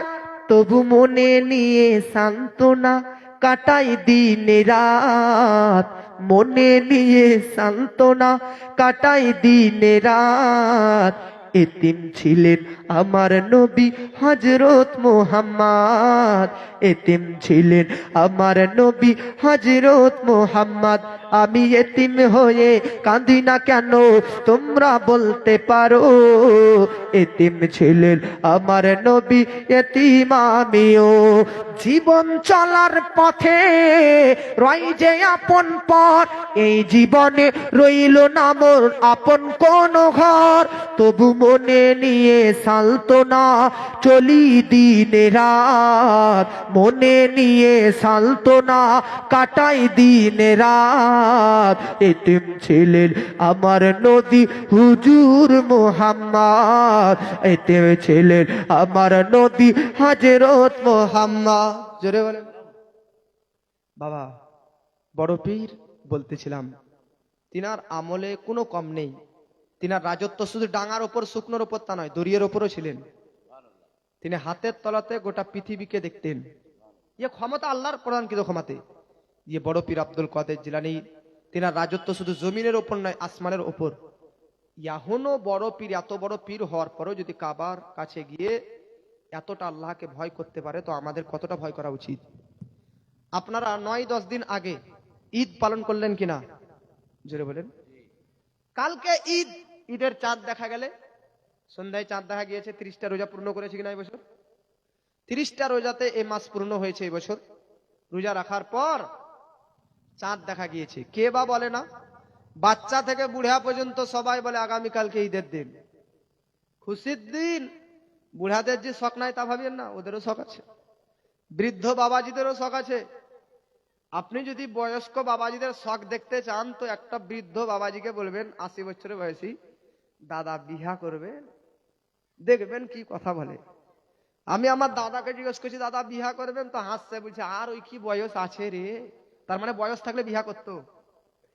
তো মানুষের শরীর বুড়িয়ে যায়, বৃদ্ধ হয়ে যায়, মন তো চাঙ্গা থাকে দেখি, মন টাটকা থাকে। এই জন্য আপনার যেরকম ইচ্ছা হয় যে আমি এদিক ওদিক যাব, একজন বৃদ্ধ ব্যক্তিরও ইচ্ছা জাগে যে আমিও এদিক ওদিক ঘুরবো যুবকদের মতন, কিন্তু তার শরীর তাকে সাপোর্ট করে না। এই জন্য দাদা দাদি নানা নানি এদেরকে আপনি বাইরে যা খাবেন এনে এদেরকে বাড়িতে পৌঁছে দিবেন। আপনি যদি কিছু কাপড় ক্রয় করেন তো এদেরকেও দিবেন। এমনটা নয় যে দাদা দাদিকে গহিল ঘরে রেখেছেন, গরু যেখানে থাকে ওখানে রেখেছে। এমন এমন দাদা দাদি বুড়িয়ে গেছে, তাদের অসম্মান করা হয়, তাদেরকে আনরেসপন্স দেওয়া হয়। আমি বলতে চাই এখানে বহু দাদা দাদি আছে, আপনিও একদিন দাদা দাদি হবেন, আপনিও একদিন নানা নানি হবেন। আজ আপনি আপনার দাদা দাদিকে সম্মান যদি করেন, নানা নানিকে আপনি যদি আজ সম্মান করেন, কাল আপনার পুতারা আপনাকে সম্মান করবে, কাল আপনার নাতি নাতনিরা আপনাকে রেসপেক্ট করবে। এই জন্য জাইসি কারণী ওয়াইসি ভারণী, যেমন কর্ম তেমন ফল। আব্বা আপনাদেরকে বলতে চাই, বেরাদান মিল্লাত ইসলামিয়া, ঈদের চাঁদ উঠার পর সবাই বলে, বাচ্চা থেকে বৃদ্ধ পর্যন্ত, কালকে ঈদের দিন, কালকে আনন্দের দিন, কালকে খুশির দিন। কেউ নতুন জামা পোশাক ক্রয় করে, কেউ লাচ্ছা সিমাই ক্রয় করে, কেউ বিরিয়ানি রান্না করার জন্য চাল ডালের ব্যবস্থা করে, কেউ ফ্রাইড রাইস রান্না করার জন্য নানান ধরনের আজকে বাজারে ক্রয় করতে জিনিসপত্র ব্যস্ত থেকে যায়। ঈদের রাত্রে কেউ লাইটিং সাজায়, ঈদের রাত্রে কেউ ঘর সাজায়, ঈদের রাত্রে কেউ ঈদগাহ সাজায়, আনন্দে পুরো রাত জাগে কালকে ঈদের দিন। কিন্তু বাহারে ব্যক্তি আজ থেকে 900 বছর আগে, 950 বছর আগে বাগদাদ শহরের মধ্যে, বাগদাদ নগরের মধ্যে, পুরো বাগদাদ নগরে ঈদের চাঁদ দেখা যায়। সবাই বলে কালকে ঈদ, সবাই বলে কালকে আনন্দের দিন, সবাই বলে কালকে খুশির দিন। কিন্তু এই আনন্দের মুহূর্তে, এই সুখের মুহূর্তে, এই সুখ শান্তির মুহূর্তে হঠাৎ করে কারো যেন কান্নার আওয়াজ ভেসে আসে, কারো যেন দুঃখের আওয়াজ ভেসে আসে, কারো যেন অশান্তির আওয়াজ ভেসে আসে, সে যেন কান্না করে। লোকেরা বলে কে কান্না করে? চল তো দেখি। দেখতে দেখতে দেখতে দেখে যে বাগদাদের মসজিদে মনসুরে এক ব্যক্তি সাজদাতে মাথা রেখে কান্না করতেছে। লোকেরা গিয়ে দেখে তিনি অন্য কোনো ব্যক্তি নাই, তিনি হচ্ছেন পীরানে পীর রওশন জামির বড় পীর আব্দুল কাদের জিলানী। বড় পীর, আপনি কেন কান্না করেন আগামীকাল ঈদের দিন? কোন এমন দুঃখ আপনার আসলো, কোন এমন অশান্তি আপনার কাছে আসলো যে আপনি কান্না করেন? তো উত্তর শুনেন, কান খুলে উত্তর শুনেন বড় পীরের উত্তর। বড় পীর বলতেছে, বাবা কালকে ঈদের দিন, আনন্দের দিন, বেশক অবশ্যই, তবে আমি আব্দুল কাদেরের জন্য কালকের দিন ঈদের দিন নয়। আমি আব্দুল কাদেরের জন্য সেই দিনটাই সবচাইতে বড় ঈদের দিন হবে, যেই দিন এই আব্দুল কাদের ইমানি অবস্থাতে ইন্তেকাল করে কবরের জগতে পাস করতে পারবে। সুবহানাল্লাহ বলেন। ভাই আমাদের কি কারো এই ফিক্র, এই চিন্তা, এই ভাবনা আছে যে আমরা মরবো কি হালাতে? ইমানি অবস্থাতে না বেঈমান হয়ে? আমরা মরবো কি অবস্থায়? পাক অবস্থায় না নাপাক অবস্থায়? আপনাদেরকে বলতে চাই, কুরআন থেকে আয়াতে কারিমা তেলাওয়াত করেছি, হাক্কা তুকাতিহি, নাকি হাক্কা তুকাতিহি ওয়ালা তামুতুন্না ইল্লা ওয়া আনতুম মুসলিমুন। আল্লাহ বলছে তোমরা ততক্ষণ পর্যন্ত মরিও না যতক্ষণ পর্যন্ত পাক্কা সাচ্চা মুসলমান না হয়ে যাও। জোরে বলেন সুবহানাল্লাহ। পাক্কা সাচ্চা কি হয়ে যাও? মুসলমান। আপনাদেরকে একটা ঘটনা শোনাচ্ছি, তারপরে পরে ইনশাআল্লাহ বক্তা আসবে, নাকি ইনশাআল্লাহ। আপনারা এই ঘটনাটা শোনার আগে একবার হাত তুলে বলেন ইয়া রাসূলুল্লাহ। এটা যদি গজল বলে দিই তাহলে আপনাদের চাঙ্গা মনটা হয়ে যাবে, নাকি? হ্যাঁ, আচ্ছা একটা ভালো গজল বলি, একবার হাত তুলে বলুন ইয়া রাসূলুল্লাহ। আর মহাব্বতে বলেন ইয়া রাসূলুল্লাহ, আর মহাব্বতে বলেন ইয়া রাসূলুল্লাহ, আর মহাব্বতে বলেন ইয়া রাসূলুল্লাহ। ওরে ও ভূমি মদিনার ভূমি, ওরে ও মাটি মদিনার মাটি, বাম দিকে দুই সাথী হাই, ডান দিকে আমার নবী জিন্দা শুয়ে রয়। এই গজলটা ক্যাসেটে যদি শুনেন তো এইভাবে নাই, ওইভাবে কিভাবে আছে, ওরে ও মাটি মদিনার মাটি, দুই দিকে দুই সাথী হাই, বিছখানে আমার নবী জিন্দা শুয়ে রয়। এটা এভাবে লেখা আছে, কিন্তু এটা নয়। এই গজলের উদ্দেশ্য নবীজির মাজার, দুই দিকে দুই সাথী মানে কি বুঝলেন? নবীজির মাজারের কাছে দুজন ব্যক্তির মাজার আছে, একটা আবু বাক্কার সিদ্দিকের আর একটা হযরতে উমারে ফারুকের। কথা বুঝতে পেরেছেন? তো আবু বাক্কার দুই দিকে দুই সাথে মানে আল্লাহু আকবার, নারায়ে তাকবীর, নারে রিসালাত।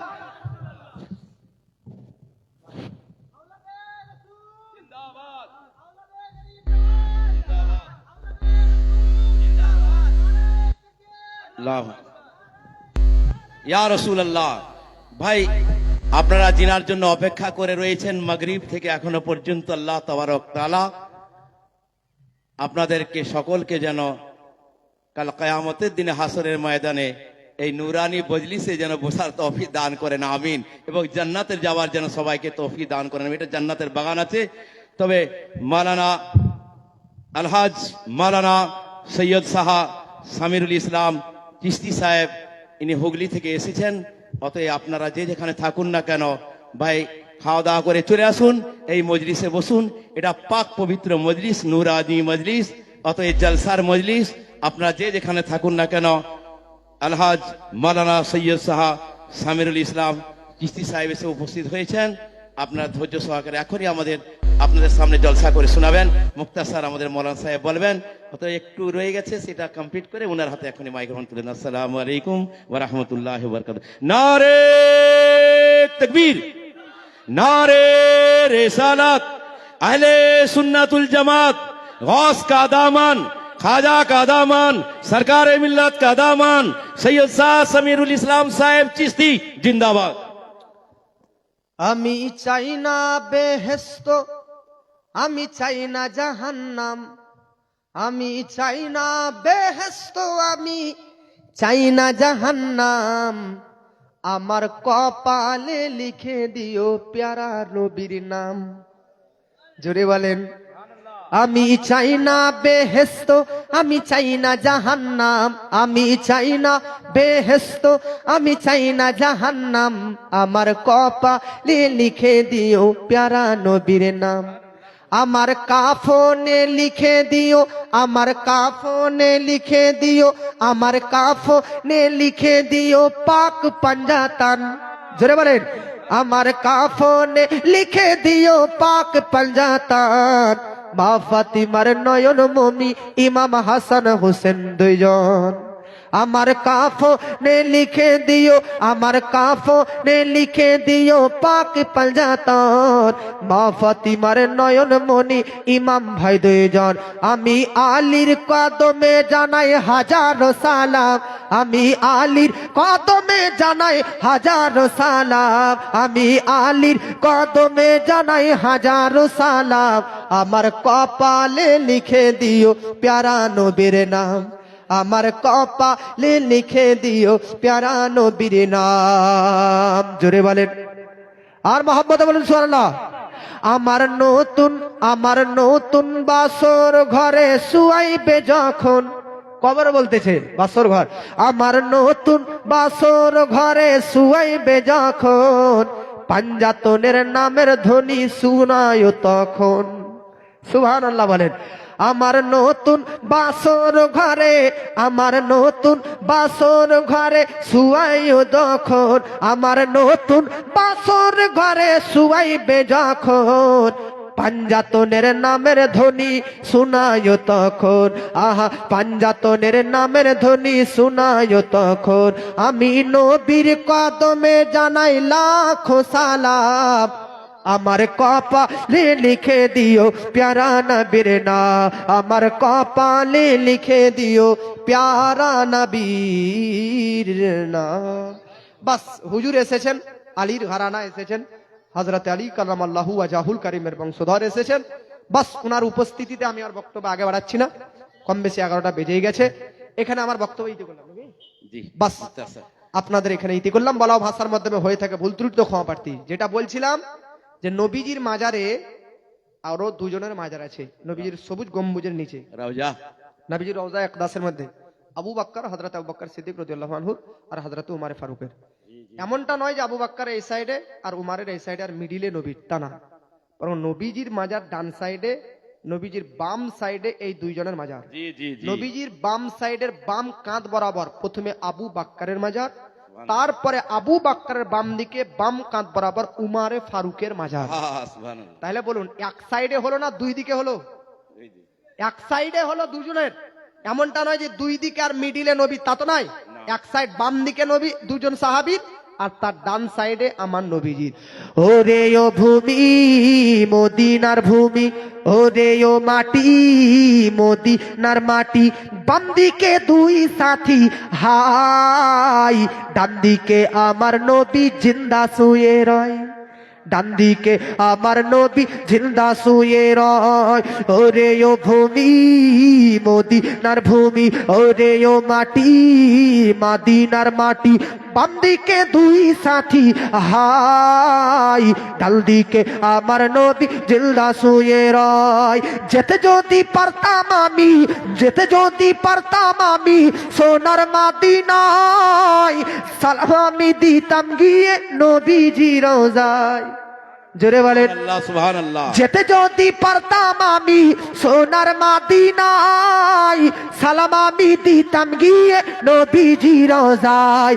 মদিনার ওই ধুলা বালি পাই যদি সামনে আমি, মদিনার ওই ধুলা বালি পাই যদি সামনে আমি, মাখতাম আমি সুরমা বলে হাই, ডান দিকে মদিনাতে আমার নবী জিন্দা শুয়ে রয়। বক্তব্য এটি করলাম, বলা ভাষার মাধ্যমে হয়ে থাকে ভুল ত্রুটি, আল্লাহর নিকট ক্ষমা প্রার্থী। দোয়া করবেন অধমের জন্য, আপনাদের জন্য দোয়া করি। আল্লাহ আপনাদের সকলের ইলিমে আমলে হায়াতে কলমে মর্যাদা বরকত দান করুক, আহলে বায়াত পাক পর্যন্তের সঙ্গে মহব্বত রাখার তৌফিক দান করুক, এবং হুজুরের প্রতি আপনাদের খিদমত করার তৌফিক, আপনারা হুজুরের খিদমত করেন এই তৌফিক আল্লাহ দান করুন। হুজুর আপনাদের জন্য দোয়া করবেন ইনশাআল্লাহ, শেষ দোয়াতে সবাই অংশগ্রহণ করবেন, শেষ দোয়া পর্যন্ত সবাই থাকবেন, এই বলে ইতি করলাম। আসসালামু আলাইকুম। হুজুর আপনার সামনে এসে উপস্থিত হয়েছেন হুজ্জাতে ইকরাম আলহাজ মাওলানা সৈয়দ সাহা সামিরুল ইসলাম সাহেব চিস্তিয়া, উনি হুগলি থেকে এসেছেন। সুরেলি আওয়াজ, মিঠি মিঠি আওয়াজ, আল্লাহ সুরতও দিয়েছেন সেভাবে। আল্লাহ তাবারক তাআলা দেখুন আপনার সামনে যে জলসা করলেন না, এত সুন্দর ভালো লেগেছে, আমাকে লেগেছে, নিশ্চয়ই আপনাদেরকেও ভালো লেগেছে। ইসমাইল রেজা নুরি সাহেব বীরভূম থেকে এসেছেন, ইনি খুব সুন্দর জলসা করেছেন। এরপরে আপনার সামনে আছেন আমাদের হুজুর কেবরা সৈয়দ সাহা সামিরুল ইসলাম সাহেব চিস্তি সাহেব, ইনিও আপনাদের সামনে জলসা করছেন, আপনারা একটু ধৈর্য সহকারে শুনুন। আসসালামু আলাইকুম ওয়া রাহমাতুল্লাহি ওয়া বারাকাতুহু। नारे तकबीर, नारे तकबीर, नारे रिसालत, गौस का दामन नहीं छोड़ेंगे, खाजा का दामन नहीं छोड़ेंगे, सरकार मिल्लत का दामन नहीं छोड़ेंगे, मुजाहिद मिल्लत का दामन नहीं छोड़ेंगे। नारे तकबीर, नारे रिसालत। सैयद साहा সামিরুল ইসলাম চিস্তি সাহেব আপনাদের সামনে এখনই জলসা করে শোনাচ্ছেন, আপনারা ধৈর্য সহকারে একটু শুনুন। আসসালামু আলাইকুম ওয়া রাহমাতুল্লাহি ওয়া বারাকাতুহু। आती है यादें तेरी अच्छा है नाम, मैं नात के ऊपर आप पढ़िए ना। हाँ रात हो गया ना बहुत। आती है यादें तेरी अच्छा है नाम, हुजूर के बिला का पहले नजदीक है मेरे सलाम लेना, और सब जितना उपस्थित है इनके सबको भी सलाम। अब शुरू करिए।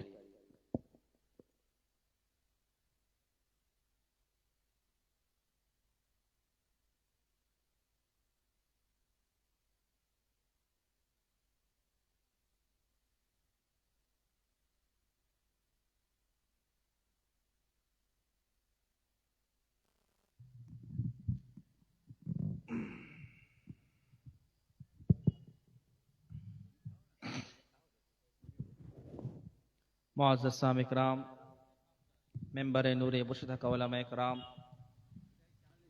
খুসুসান আজিজম মাওলানা ইসমাইল আযা নুরি সাহেব, পর্দার অন্তরে বসে থাকা খাওয়াতিন ইসলাম, সবাইকে সর্বপ্রথম জানাই হৃদয় ভরা সালাম, ভালোবাসা। আসসালামু আলাইকুম ওয়া রাহমাতুল্লাহি ওয়া বারাকাতুহু।